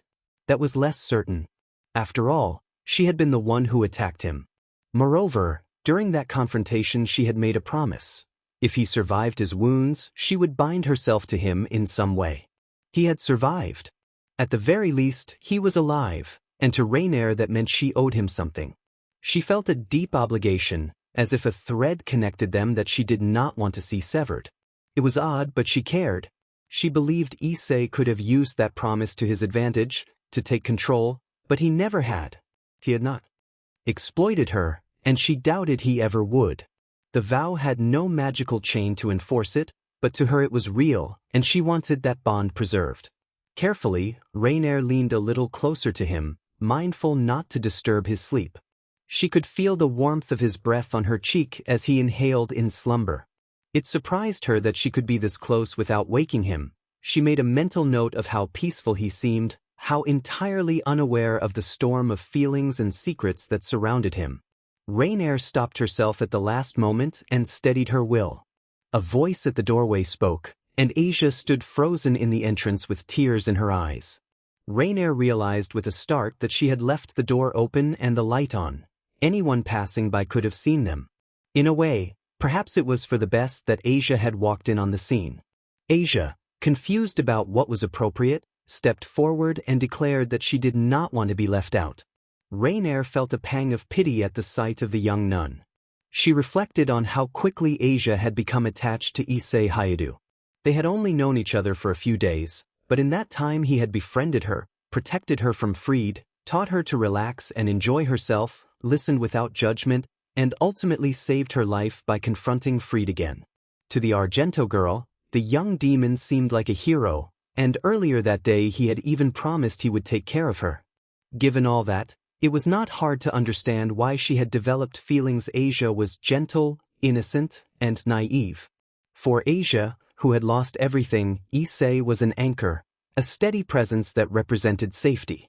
Rainier acknowledged that she had tried to act like an older sister to help him, but she could not be the same kind of comforting presence that Issei had become for Asia, not after what had already happened. Rainier put a finger to Asia's lips to quiet her and reminded her not to wake Issei. Asia immediately stopped moving. Tears still shone in the corners of her eyes, but she held back from crying and softly repeated that she did not want to be left out. Rainier reassured Asia that she would not be excluded and said that Issei would not allow it. She then explained that it would be unfair for Asia to sleep alone in the guest room while they all lived together, and mischievously tapped the empty space on the other side of the bed. Rainier warned that the bed had not been made for three and that it might be a bit cramped. Asia thanked Rainier sincerely, wiped her tears, and climbed onto the bed to settle down. Rainier told her to call her Rainier, and Asia agreed with a bright smile, then rested close to Issei with contentment. Rainier smiled at the small beginning of equality between them, then covered them with the blanket and looked forward to seeing Issei's face when he woke in the morning. Issei's life at home had grown very turbulent over the weekend. For someone with so many routines habits he had developed to keep his more impulsive instincts in check, this disruption was especially unsettling. He woke to an unexpected situation that left him flustered. That awkward morning was only the start of his troubles during their first day of cohabitation. Later, after his daily workout, he went to take a shower but found the bathroom occupied, which caused another awkward moment. He encountered a similar awkwardness again later. His former girlfriend seemed to take some amusement in the whole situation. Beyond the many embarrassing incidents that now punctuated his days, Issei had used the spare time to experiment more with his boosted gear. He wanted to make sure he could use his sacred gear properly in the next battle and to deepen his understanding of the artifact. Even Drake had admitted he could not help much with this. Sacred gears evolve and grow stronger according to the will of their wielder. Most followed a pattern, but sometimes they diverged, especially in the case of subspecies. Issei's way of using his boosted gear appeared different from predecessors, though it was still, in essence, a boosted gear. During his tests, Issei realized he had misunderstood something fundamental about his sacred gear. He had believed he could only use a limited number of boosts and thought that meant he could only activate the boost that many separate times. That was not entirely correct. His current maximum was 9 cumulative boosts, which meant that if those boosts were stacked in one activation, they behaved multiplicatively rather than linearly.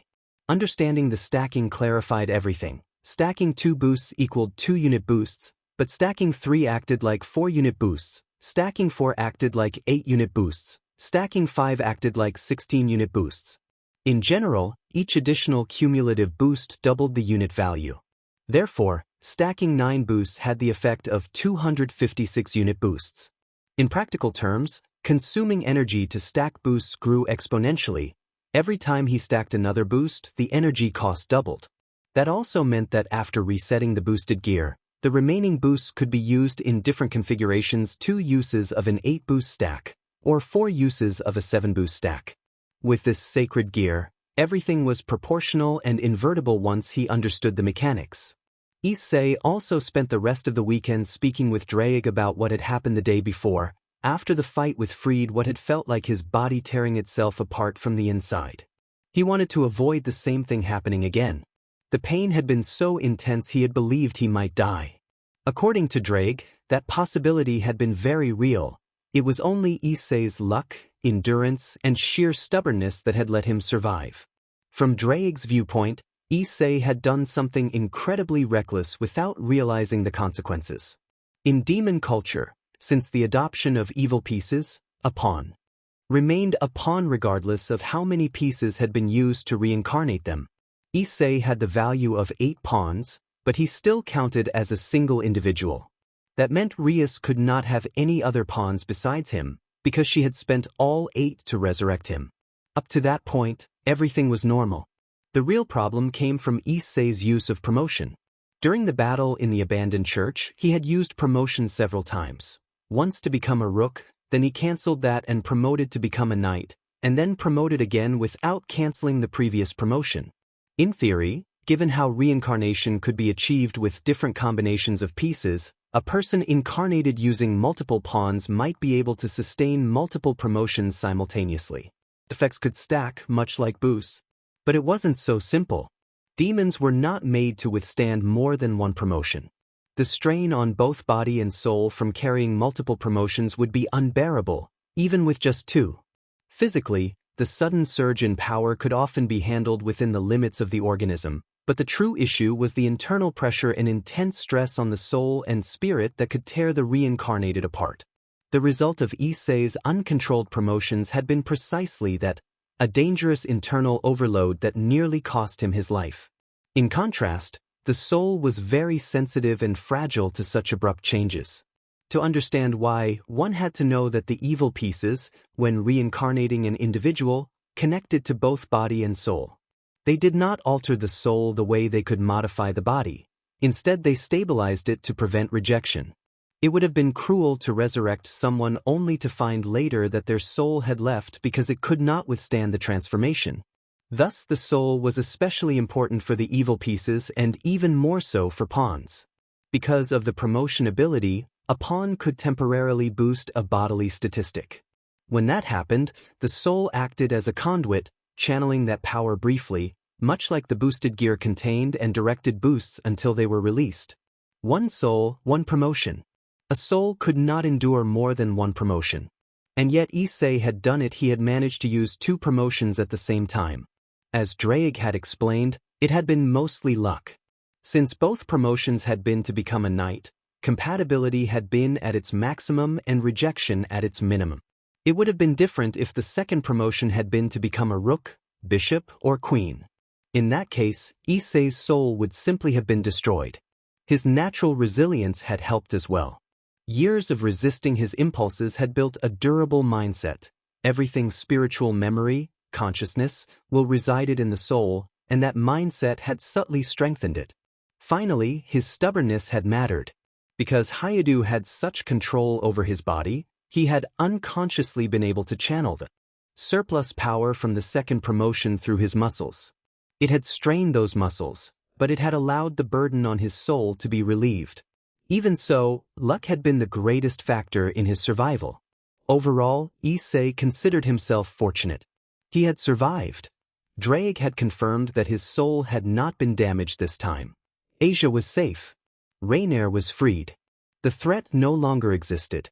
And on top of that, he had discovered new ways to improve himself. Still, Hyoudou had no intention of experimenting with promotion again anytime soon. He valued his life.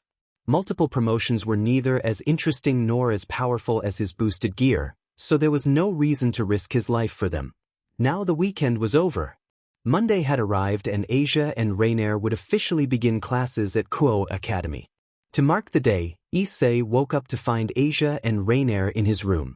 He briefly considered rearranging sleeping space so everyone could be more comfortable. Rainier had begun to try to influence Asia, but only tentatively. Strangely and rather comically, as the former nun carefully learned what the fallen angel taught her, she remained as innocent as before. She sometimes behaved in ways that could be seen as bold, but her personality stayed unchanged. The situation felt more amusing than worrying. Given some of their antics, Issei was relieved no elder had witnessed them. Asia had been persuaded to be reincarnated as a bishop. Rias had been persuasive when she wanted something. She had pointed out that speaking Japanese would be useful at a Japanese school and that becoming a demon under Issei's command would allow Asia to be closer to him. The pawn had neither agreed nor opposed Rias's proposal. Having been reincarnated himself, he could not meaningfully object. It was true that it would be useful for Asia to speak Japanese, even if she might not learn to write it. In any case, Issei did not intend to abandon her. He had not saved her to leave her behind. Rainier had been less thrilled by Asia's decision at first, but she genuinely cared for the girl and ultimately respected her choice. Rias had not offered to reincarnate Rainier, and perhaps that was for the best, since the fallen angel would not have accepted. Once they arrived at Jusqu'au Academy, Rainier and Asia headed for the student council office. Normally, Issei would have accompanied them, but he had something important to do and wanted to get it over with. He had been thinking about it for some time and had finally decided. He would tell the kendo club that he would stop spying on them. Now that he had Asia and Rainier, primarily the former, and his instincts were gone, continuing to sneak around the club seemed unnecessary. That was why he chose the moment when the fallen angel and the ex-nun were occupied with enrollment to make his announcement to the kendo club. If the two girls had accompanied him, things could have become awkward.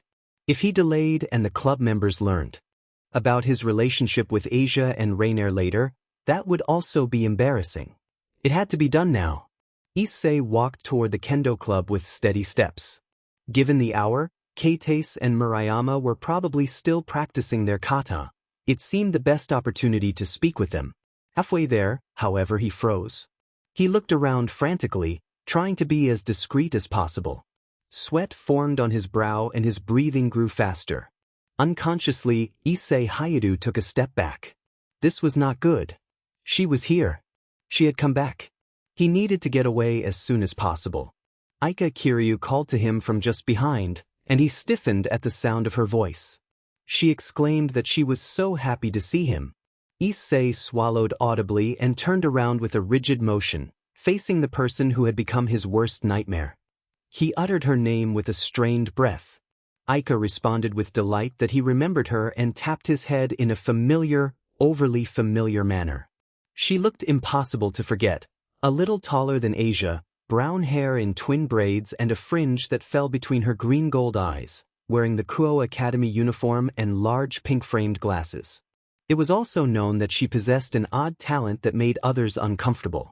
She had a reputation for intrusive, judgmental behavior that left many boys feeling humiliated, though Issei alone had reacted differently, and since then she had been especially forward toward him. Their first encounter had been while Issei was still human and struggling with his worst impulses. Aika had noticed him then, and rather than simply mock him, she had taken an unsettling interest. Her persistence had made school life difficult for him. His self-control was constantly tested, and more than once he had almost left because of her. Fortunately, she had been absent for several weeks due to an illness, at least according to the teachers. That had been before Issei was reincarnated. Even now, with his instincts different, he remained wary of her. Aika had left a small trauma. All his confidence seemed to crumble in the face of her persistence. Aika frowned and observed that Issei did not appear happy to see her. She guessed that perhaps he was merely waiting for a greeting. She misread his discomfort as shyness and reacted as if he were pleased. When Issei recalled those earlier days, he thought of how recurring and exhausting her behavior had been. It had happened so often during classes that it had nearly driven him away from the school. Aika then declared proudly that he looked happy to see her and noted that he had grown during her absence. Issei replied with a weary sigh that there were many boys at the school and asked why she kept pursuing him. Aika insisted that, of all the boys enrolled, he was the only one who interested her. She leaned closer and made an abrupt, intense declaration of interest that made Issei uneasy. Her demeanor and words felt intrusive and overwhelming. To him, he shivered. Keeping his composure as best he could, Issei said that he really had to go, stepped back, and hurried away as politely and quickly as he could manage. Aika waved enthusiastically and told him she looked forward to their next conversation. Issei trembled once more as he left. Taking a deep breath to calm himself, Issei continued on his way without looking back. Left alone, Kiryu stopped waving her arm. With a practiced motion, she pushed her glasses up her nose. Moving toward a quieter, less crowded place, she removed her other hand from behind her back, where she had placed it just before Issei departed. Between her fingers were several leaflets folded into quarters. Unfolding one, she saw a pentagram drawn in the center with the phrase "We grant your wish." She had taken the papers from one of Hyoudou's pockets earlier when she had the chance. Kiryu chuckled as she put the leaflets in her bag and said that she was already looking forward to their next conversation, certain that he would not be able to escape next time.